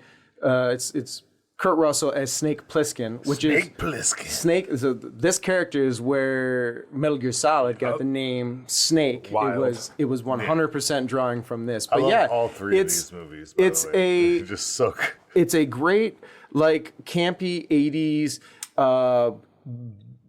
ass-kicking adventure with all the traditional multicultural gangs on the street, and there's a leader, there's a ringleader somewhere, because the criminals have just now taken over Manhattan. So the United States is a police state, and the island of Manhattan is jail. Think Australia to the British colony, right? This is your fucking penal colony. Right. So where everybody goes and be damned. Do what you will. Yep, whatever you guys do to each other, we don't care anymore. So but society's Snake has to go underbelly in just- there in the underbelly of all the filth and rescue the president. And it's just a lot of fun. You It's realize super how much 80s. community is really there in amongst thieves. You Mm-hmm, know? Sure, they're a little shisty. Yeah, you might get stabbed or shot if you walk down the wrong block. Well, but what I think is cool there's- about something there's like some that, honor there's a John code. Carpenter's never been someone who's been accused of being poignant or eloquent. He's just fun, right? Sure. But at the same time, we look at like the The story's still being told. what's the book I'm thinking of? My Asmar, Lord of the Flies. Yes. Lord of the Flies, right? You leave people alone; they will segregate themselves, and Yeah. divisions will be made, and alliances will be made, and all of those things are just gonna happen. Very Regardless well of put. what you do, and when it's a bunch of criminals, you've got your assholes, your bigger assholes, and the biggest assholes, and they just got Or you could quote Team America: you got dicks, you got assholes, and you got pussies. Okay, That's right. Dicks fucks pussies and assholes. And if you didn't fuck the assholes, they just shit all over everything. I'm condensing it because it was much longer. It's getting a 4K release recently. I just saw that. Those guys are brilliant storytellers. In fact, if you haven't seen Team America, see that. But more importantly, Orgasmo. Oh, that's a whole That's different topic. such We're a- on Escape Yeah, from New York. I don't care. No, that's fine. Those are great recommendations, and I'd love to do an episode where we can talk about those. All right, Escape from New York. Have you seen Escape from New Yes, York? I have. There we go. and Original, it's- yeah. super, super cool. I mean, it really, it's so special to see New York films, and being able, it's so crazy.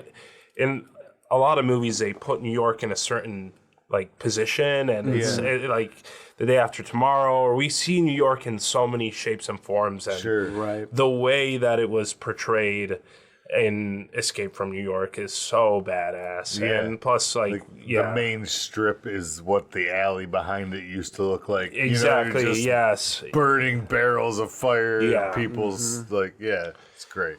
And I personally really enjoyed the entire movie. I think there's a lot of elements that remind me a lot of The Warrior or Warriors. The Warriors? Warriors, yeah. Yeah. So the outfits and being it's much more subtle in this, but that again there's tribalization going on That and 80s version of Futuristic and meshing with the tribal. 100%. Yeah. Yeah, I thought that was really cool, and just the music, it's just Dude, a great John film. Carpenter does his own music, and I It's- fucking come love on. it. It's I so fucking good. love it. It's so good. Because there's nothing like a John Carpenter score. He just Nothing like it, straight up no. uses the keyboard and some electronic drums, and Yeah. it's got an ambience to it that is just irreplaceable. Yeah, There are a few keys he put together that still freak out pretty much every young blonde sure. girl I've ever met. Sure. yeah. The Halloween score is an incredible score. Yeah, that one. And then second to that is, it's such a big concept, big idea. I don't know what kind of budget he had for this, but I don't think John Carpenter's ever really gotten huge budgets because his performance is always middle of the road. But the set design and construction is just so good. so many mats used, so many the computer He's an amazing overlays, filmmaker. just the way that he Great utilizes the storyteller, yeah. resources that he had available to him to create a world that doesn't exist. It's just amazing. 100%. Yeah, he definitely created that world, and we lived in it for those, two-ish hours. Yeah, I think the part when you mentioned about even John Carpenter, directing and then, making the score for it, I think that's when that artist form really comes in, because when you're seeing a film from Carpenter, you're really experiencing him as an artist. And, I think, in modern cinema, it's a little less. I think he's definitely just such an iconic filmmaker. Yeah, I agree. And an artist in general. So. Yeah, because he wrote this one too. There's two names here. Let's see, written by Nick Castle and John Carpenter. So he tends to always have a hand in the writing. I don't think he's written 100% of his films, but I mean the cast. We've got, of course, Donald Pleasance. He's used in Halloween. He's going to be here. Kurt Russell, Isaac Hayes is the Duke, which was, I think he was the leader of the leader badass that I was talking about. Harry Dean Stanton is another one that makes an appearance. I mean, there's others on here, but to have those in the cast, or did I say Ernest Borgnine? No, you did not. Ernest Borgnine is great. It's lovely. And it's just so much fun. I think it's a type of movie that if we could, I don't know that you could do a movie like that today. You could try, and it'll either, I think the best way to do it would be to do what he did, but by today's standard, versus trying to replicate what he did. Because if you replicate what he did, it would just have this fake feeling that it's one of those his was so Tropic Thunder genuine. moments. It's one of those Tropic Thunder moments where like you do it now, or like it just won't work, and you'll be lucky if it does anyway. Yeah, and it's just, you know, or like what's it, Rocky Horror. You know what I mean? Oh yeah, yeah. Could Once in that a lifetime. have worked at another time? I don't think it could have. You know, there are just some movies that, Idiocracy, we just talked about, came out at the perfect time for it to be poignant 20 years later. Yeah. Even though it still was just as, even when it was missed when it came out. Right. Anyway. So it's my turn, right? No, it is Gianluca's turn. Okay, that's great, but I got all excited. I'm lined up.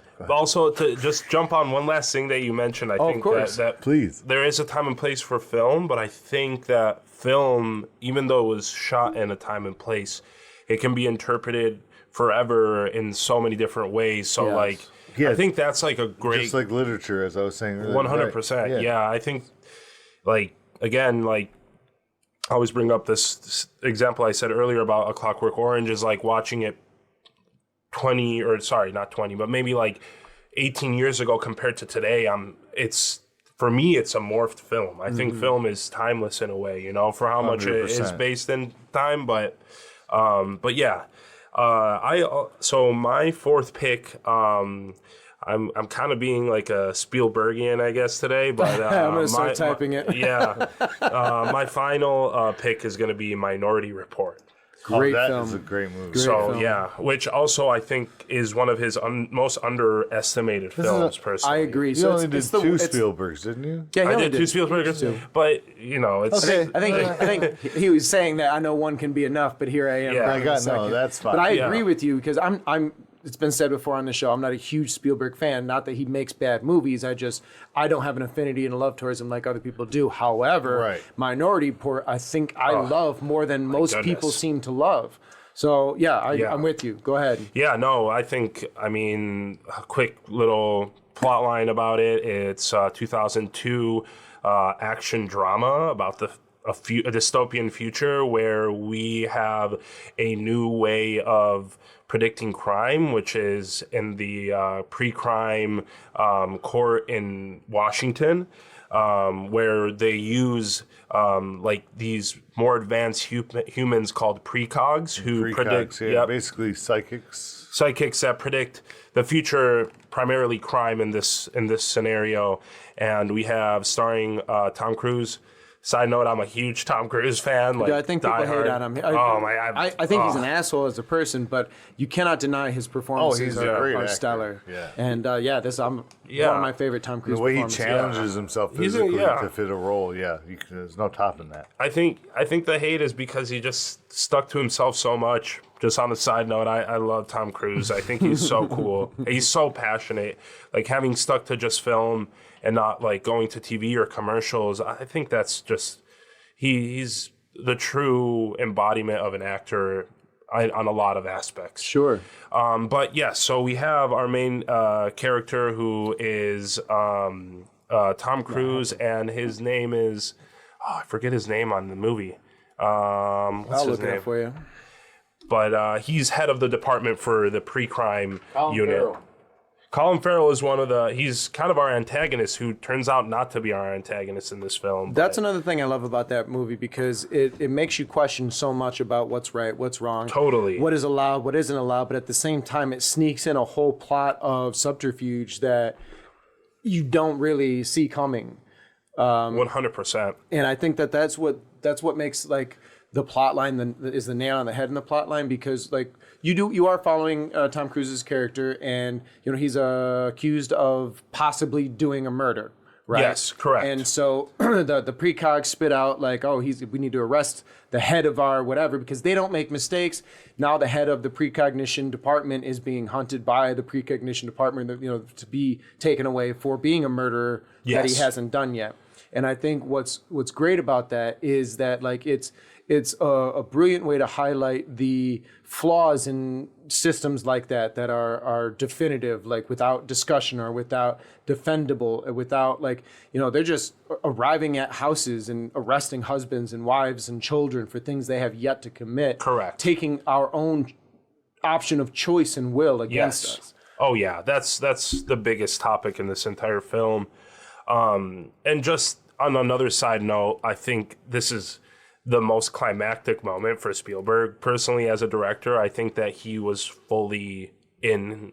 He was Minority Report. I think it's one of those movies that really shows him as a director. I think it's incredible. The cinematography is just, that's the style. Like, he had created a style, and I think being able to experience that, I would, oh my God, I would recommend this movie 100,000 times.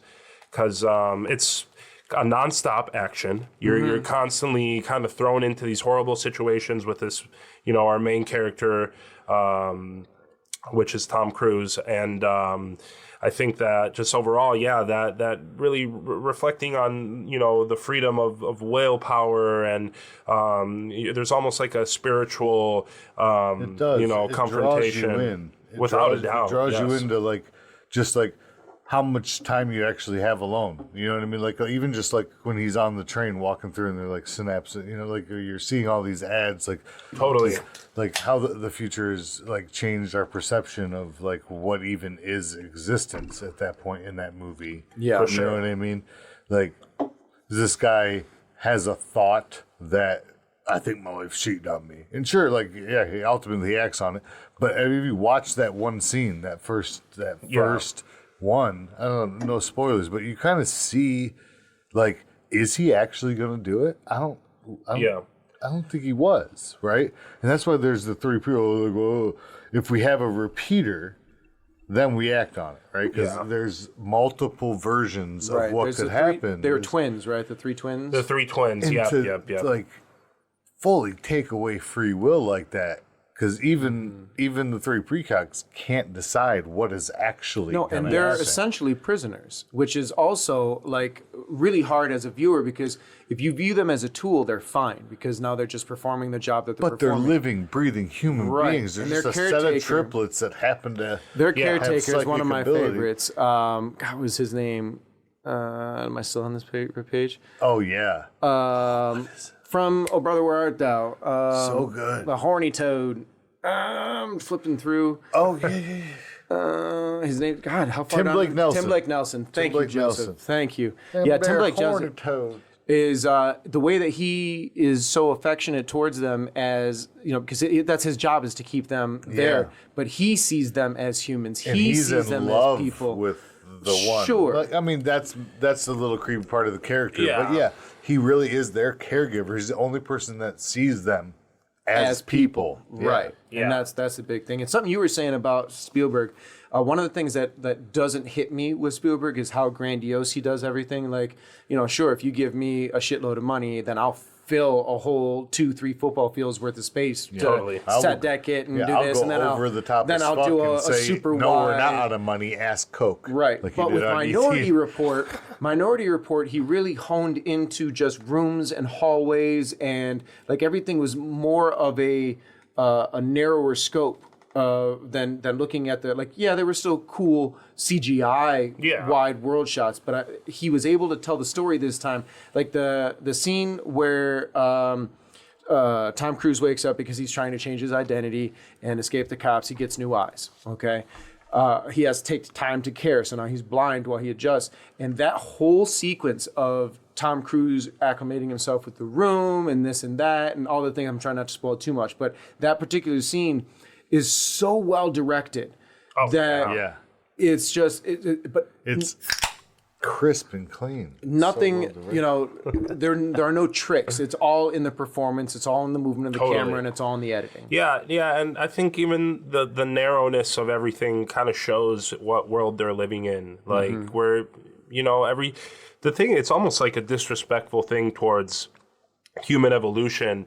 I think that, if you think back in medieval times, if somebody did you wrong, you would just go out with a sword and then battle them and kill them. Whereas like we've evolved to the point where we can contain and condense our feelings. And in a way, in this film, they almost kind of like laugh at that, and they don't respect the fact that people actually do have freedom of will and they can actually choose not to do it. Yeah. Right. So, but yes, bouncing again on like locations, I think, this film, like basically every film we've talked about, is about like police states being more narrow visioned, and only see what I want you to see, which in a way it's a filmmaker's dream to do that, but it's also like putting it into that perspective. It's illustrating how they're much policing our eyes to see that the world is narrow now. it's illustrating how much politics has been separated from the everyman. Totally. And how hierarchy is more important and separation is more important than actual community to politicians and whoever's supposedly running this actually running this country rather than who's supposedly running this country. Sure. Right. Sure. All right. Anything else that we want to say about Minority Report? Joseph, that brings us to your last choice for tonight. I'm going to go to 2018's sci-fi thriller Anon.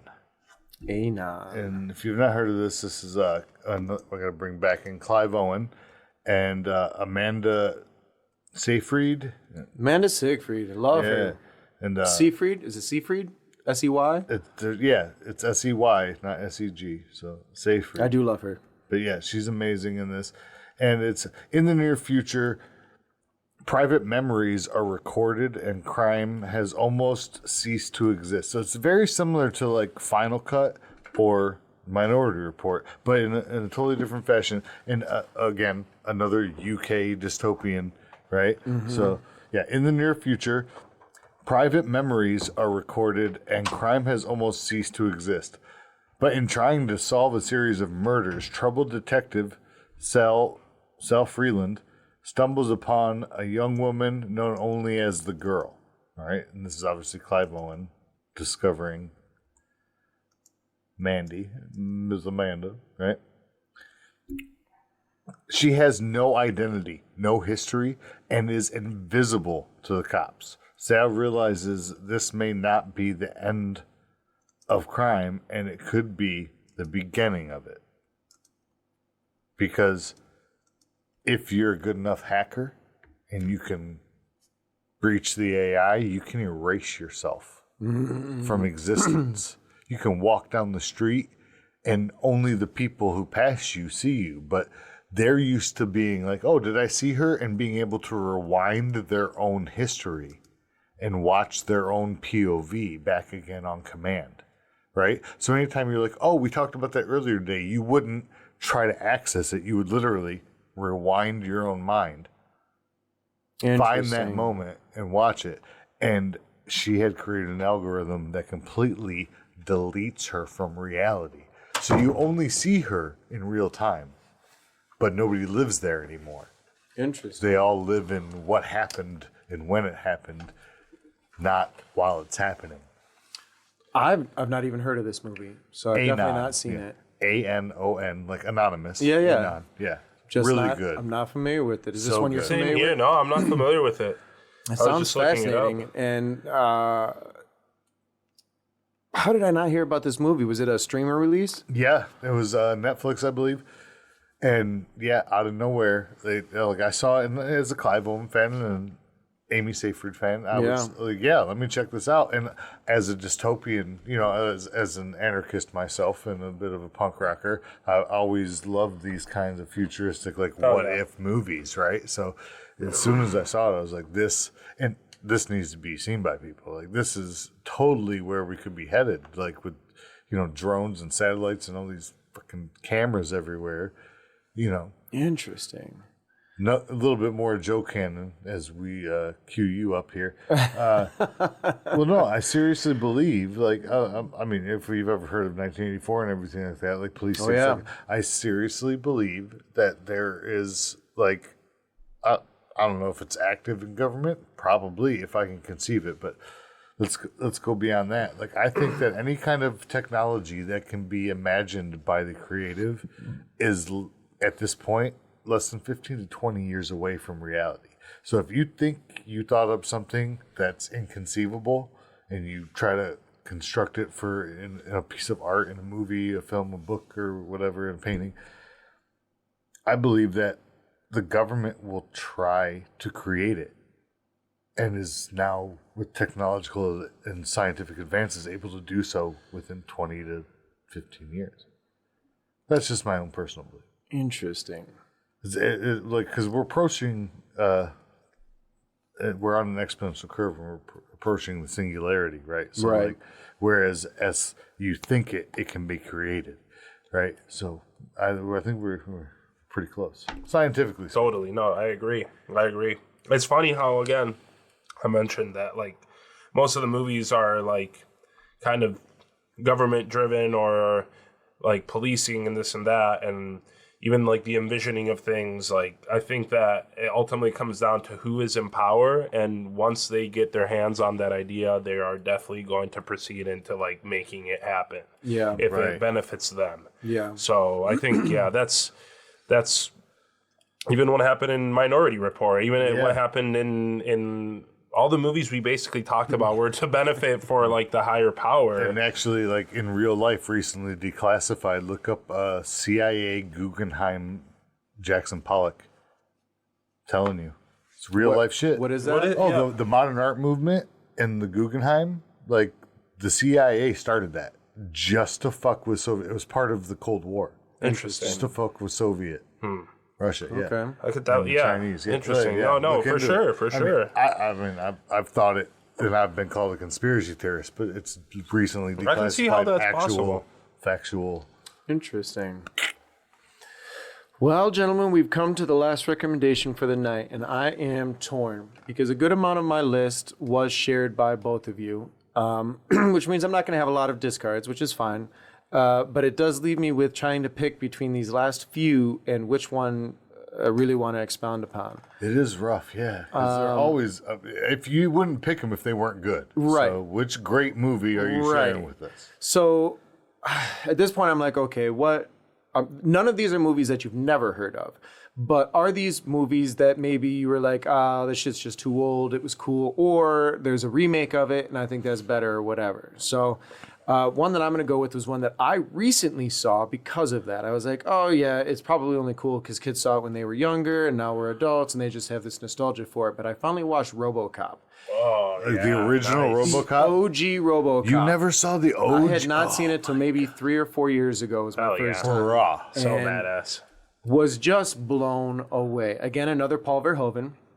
Another approach to his dystopian, the government is bad. Yeah. But the performances in this, the practical effects in this, Based in Detroit, too. Of course, yeah. the way they made Houston look like a dystopian Detroit. Yeah. It's just because it was not shot in all Detroit. around. The appearance of Red from that 70s show popping in to not tell me to put his foot up my ass, but instead to just blow heads up.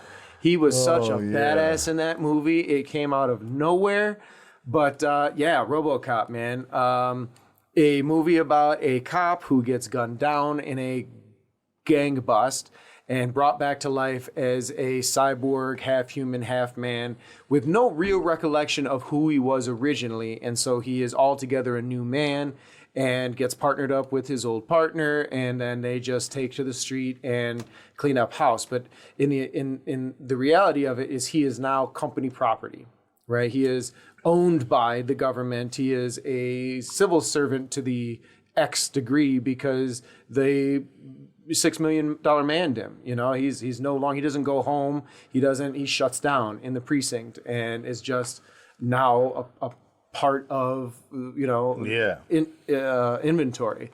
And that isn't even good enough because there's, of course, the corporate greed of the other. Kurtwood Smith, that's the guy's friend's name. And I love him. He's such a great actor. Yeah. But there's the corporate greed of the company that developed the RoboCop technology is developing more technology, which is even more dangerous. But in true Paul Verhoeven satire, it's not a comedy, but it does also put you in very funny situations and that are bloody and exciting, and the stop motion effects in that movie are great. After watching the movie, I ended up finding on YouTube all kinds of behind the scenes stuff. So I just spent what I love hours. about this movie and a lot of 80s movies that do this kind of like cyborg type thing, right? Like mecha, like meaning like bio and mechanical, right? Yeah. So what they find almost immediately in these movies is that the human component is the most important, but the most difficult,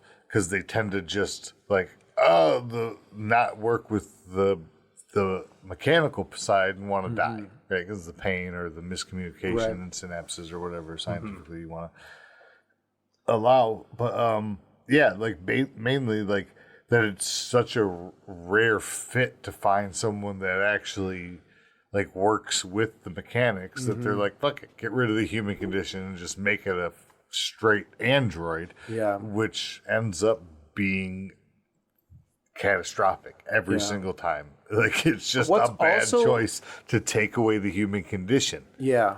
Which artistically it's a beautiful message, right? One of the like the most painful part of our existence is why we actually exist. So let's be honest. To experience it. And we always want perfection, and it's not attainable. It's not human. You're meant to feel, and feeling is, if you don't know sadness, if you don't know misery, you can't appreciate happiness and joy, right? So, you gotta have the human condition. Agreed. Is that your last period? Because there was like 36 of them in there. I'll give you 27 more if you want me to. Just move on. It was all interesting. But every 3 words, I thought there was a pause and you were done. And I'm like, oh, okay. And then he goes right back in. And I'm like, okay. Hey, it takes. I wasn't trying to interrupt. It takes RAM. It takes mental frontal lobe RAM to be that poignant. Okay, give me time. I am finished. Thank you for letting me finish. Yeah, absolutely. Some of the behind the scenes stuff was incredibly fascinating because the suit itself took a lot of design, obviously, to put a man in something like that. Yeah. But they got Frank, I think it was Frank Welker, plays RoboCop, and he was incredibly uncomfortable the whole time. But his first day, so when they arrived, their first week on set, they tried to put him in the suit and start shooting that, but he couldn't move. So they had to, he just couldn't. He was like, this is not happening. So they had to send it out, and it was higher budgets than we've worked on, but it was a lowish budget type situation. And so they had very little time, and it was like another week or 2 to redevelop a suit that he could work around in. And in the meantime, they had to keep shooting or figuring stuff out. I think they did have some down days, but ultimately it was a matter of people coming from because they shot in Texas. I think the suit was designed in Texas, or it was designed somewhere else, and there was shipping problems, but people were coming from all over. It might have been designed in Texas, but they were definitely printing and all the like stuff in California, right? Like all the forms, like the vacuum seal that they had to do with the plastic forms. It was all done in California and Fresno. And then shipped. That was the only place in that time that they could do that. So that's why I know that.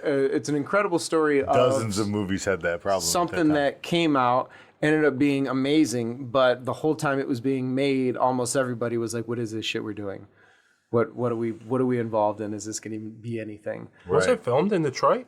No, it was meant to take place in Detroit. Right? Yeah. But I it remember was that. filmed in Houston because they believe that there was futuristic or looking they buildings. liked the way the buildings looked. Yeah. Wild. And I think it honestly was more about how spread out the city was. Yeah, because they shot in a small town. Because they were able to put the blue screen, other like skyscrapers and more futuristic from matte paintings in the background. Gotcha. Okay. But the base where they filmed was one specific building that was like the most futuristic looking thing and like architecturally at the time. So. But the new one was shot in Detroit, I think. Correct? Yes, it actually was. Yes. Okay. Yeah, that I can't. I almost got on that. Yeah. Actually, yeah. No, I remember it being shot here. So our list I for remember hearing tonight. that I was glad I did not get it. Really? Actually, before I move on, anything else we want to say about RoboCop? Did you speak on RoboCop yet? No, I Don't watch the reboot. Watch the original no. and the sequel. The original is super badass, and No hate to anyone in the reboot, but I was totally frauded by that because I totally thought that they shot that in Detroit, but apparently they didn't. I thoroughly enjoyed it. I think the practical effects is what really makes the film. It's like you're really seeing what's happening, and if you remember, that was filmed in the 80s. their Their capabilities, they pulled off some incredible groundbreaking things. stuff. Oh yeah, definitely for the time. But I would definitely recommend RoboCop, especially because it's supposed to be based in Detroit. Unfortunately, it wasn't shot in Detroit, but shout out to Detroit. Yeah. Rep that city. So our movies that we recommended this evening are AI, 12 Monkeys, Gattaca, A Clockwork Orange, Snowpiercer, What Happened to Monday, Children of Men, Starship Troopers, Escape from New York, Minority Report, Anon, and RoboCop. So we are going to go over our discards. As I said, I don't know how many I have. But before we do that, I'm going to have Gianluca give our die a roll here and see what we're going to rewatch next week. 2. Well, that's a good one. Honestly, I don't know. Are there any on here that you would be displeased to have to rewatch? I'm never really displeased, but I mean, are we in random? Is it actually number 2? Bro, the dice is random. I'm not doing it anymore. The dice is random. I'm good. 12 Monkeys? It's 12 Monkeys. Yeah, I mean, I'm not disappointed. That movie's awesome. Yeah, I haven't seen it in But some years. I've seen it so many times. Like I could talk to you about it for half an hour right now. Well, do you want to go for another roll? I mean, I don't want to jip our audience out of this movie though. Like really. There you go. That's having some posterity. Yeah. Yeah. Plus, like I said, this time we can watch through, as filmmakers. There's so many good movies. Watch all of them. Oh yeah, of course. Seriously, No, watch all there's of a reason we recommend them.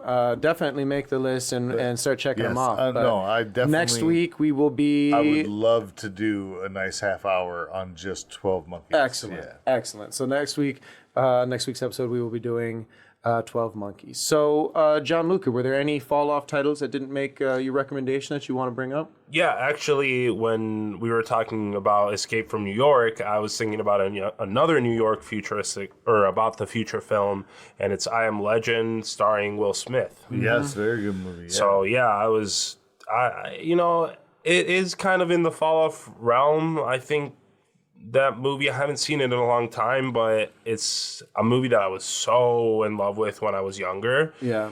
But I think I'm almost afraid to rewatch it because I feel like That's I'd where be let I'm at. down. I saw it in the theater and I thought it was amazing. Yeah. And then I've just not revisited it. And I'm like, was I on something? Like, Yeah. was my opinion jaded by something? Yeah. You know, I found it. I mean, I was aware of it, right? But I didn't see it, and I found it like I don't want to say 6-7 years after it came out. Probably, I'm not sure exactly when it came out, but I came upon it when I came upon it, and I watched it, and I've watched it like 6 times since. Like I was definitely like pleasantly surprised. because I remember there being like, I remember watching offered. it and thinking like, oh, this is going to be some great conversation with people. And then when the conversations came out, people were super critical about some specific things. I liked that they went by like he, regardless of his suffering, dove into the science of it. Yeah. Like I loved that about there's never like whatever problems you have with the zombies or whatever happened. I liked the way they portrayed it from him as a scientist, regardless of loss, regardless of struggle. Yeah. He was going on as long as God let him. To try and figure this out. Right. Yeah. And one of the things that sometimes turns me ultimately, off about movies. He's trying to reverse it and save everybody. Right. Yeah, he Like, had a it's goal. a great, hopeful story. had a goal. Like, But sad as movies it may that be. follow one person with very little dialogue can sometimes be trying for me.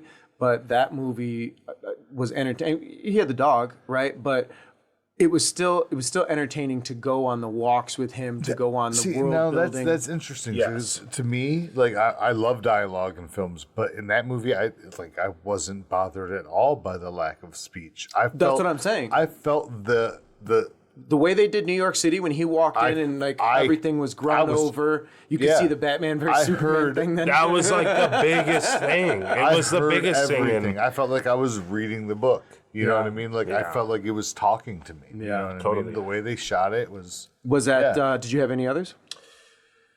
Do I have any others?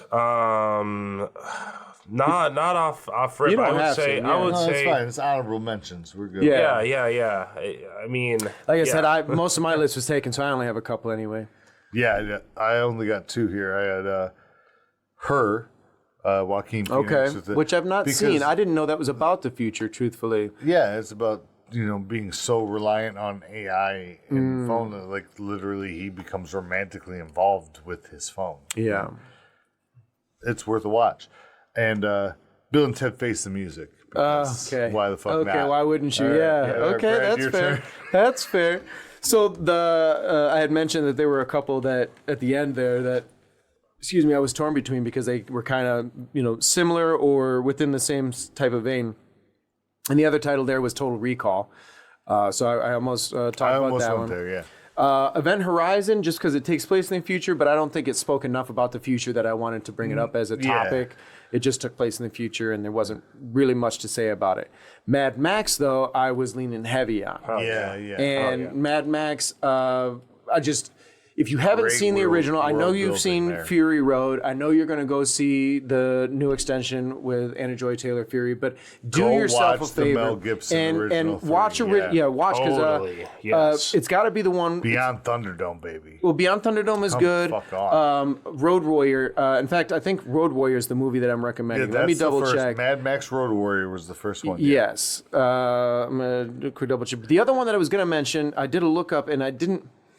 It ended up not being future. It was more alternative, but I don't know if we'll ever get a chance to mention it, so I'm going to mention it now. Sure. And that's the mockumentary movie called No Men Beyond This Point, a mockumentary movie that Joe brought up to me and showed me that basically it takes the idea that Mary's virginal birth of Jesus was just, it's a condition that women can experience, and over time, the number of women who were able to give solo births starts to gap the close, and they're like, well, what do we need men for? So it's a alternate world where women live a whole society, reproduce asexually.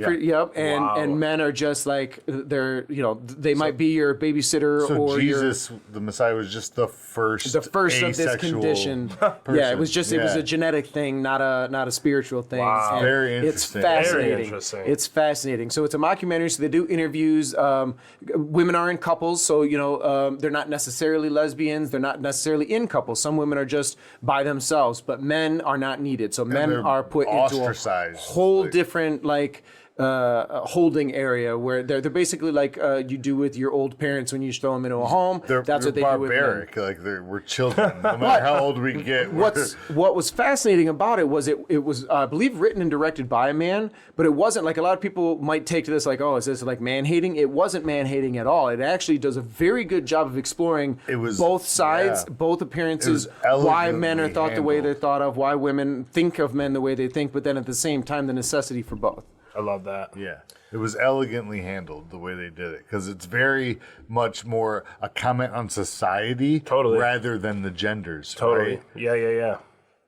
Very interesting. And what's interesting about it is like I forget when that movie came out, but like I don't know if recently there's been a group of, my wife told me about this, a group of Korean women who have sanctioned that they are going to stop having children. Like South Koreans are like standing up against their government. The women are like, nope, we're not going to do this. And the South Koreans? Yeah. Or North whichever ones. Yeah. North. Okay. Yeah. Don't ask me about politics. I'm an anarchist. North Koreans are the bad ones. Yeah. Okay. Those ones. Regardless, they're not having children. Wow. There's a whole sanction of honestly, and the government tried to sanction that if they're legal, if like they're physically able to, they have to, and they like rioted. Well, because I mean, it's the same with China being able to only have so many kids. I don't know the facts. I was told this by my brilliant wife, who's much smarter than me. So. But the idea of controlling, Google it. being anywhere where they control population like that, it starts to feel like you're having kids for someone else. Right. Well, Like, exactly. you're North Korean breeding women consumers, are standing up for themselves. soldiers and That's right. workers. Clamp them pussies on something else than their dicks. Right? Yeah. You just do what you want. Like, seriously, like, what? No. I'm all for feminism. Totally. No, As a totally. male, I am a feminist. I have a wife, a mother, and a daughter. And it is Mother's Day today. It is Mother's Day. Happy Yeah, Mother's Day happy to all the Mother's mothers out Day, there. yeah. Belated, Yeah. but happy Yeah, Mother's sure. Day. Yeah, We you're gonna appreciate hear it all late, of you. but we're here appreciating. And I'm telling you, like, I care about women's rights. I care about how they feel walking down the street. You know, before we because- move out of this topic, I think that's a beautiful thing because I think maybe the futuristic movies we could talk about 10 or 15 years from now might possibly curb this, but none of these movies spoke on.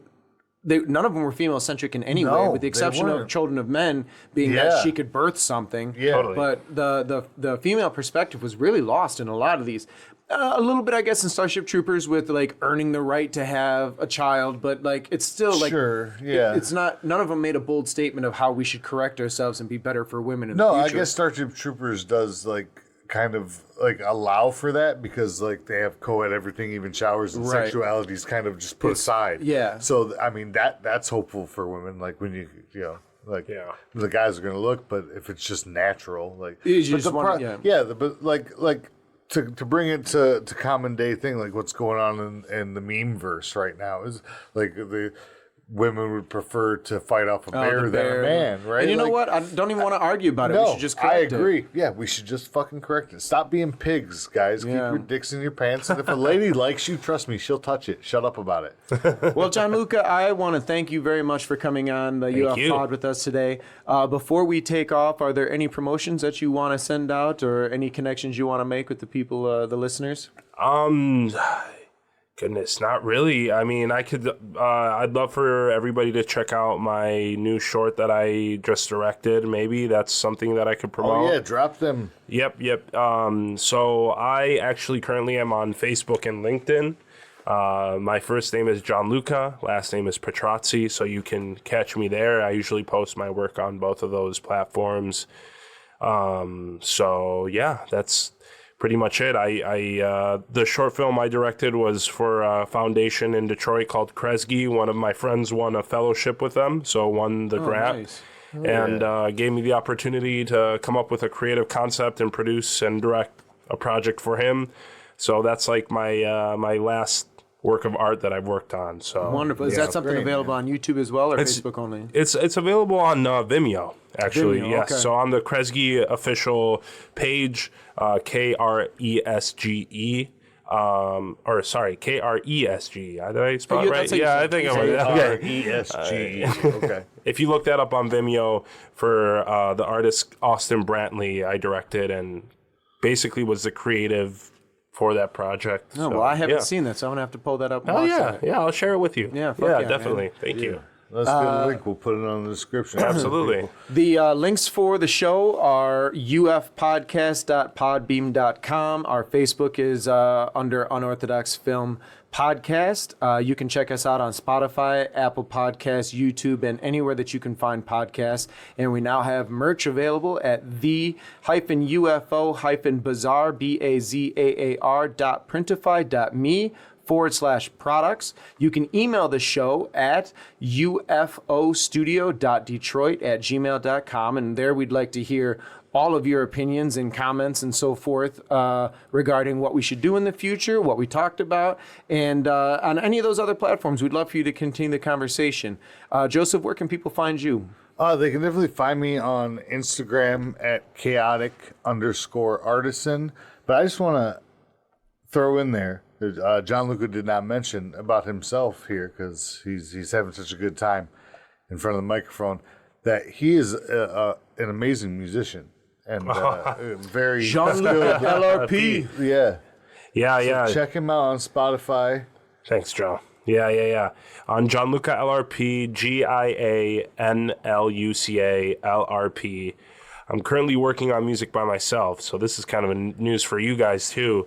and trying to Taking over the self-produce. beat production. 100%. Yeah, Yeah. you showed me some beats the other day. Totally, They were yep. fresh as shit. So They yeah, were- because previously you worked with a beat maker and you're doing your own beats now. Yeah. I still Okay. collaborate with people. I think art is meant It's to a collaborate. collaborative. Fuck yeah. But I think that right now where I am at in my like mental music space is where I want to kind of explore by myself and be able to self-promote myself and just have fun.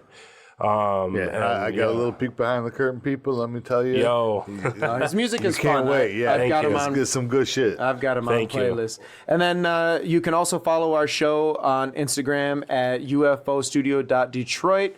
And you can follow me on Instagram at Bford Clark, BFORD Clark, no E.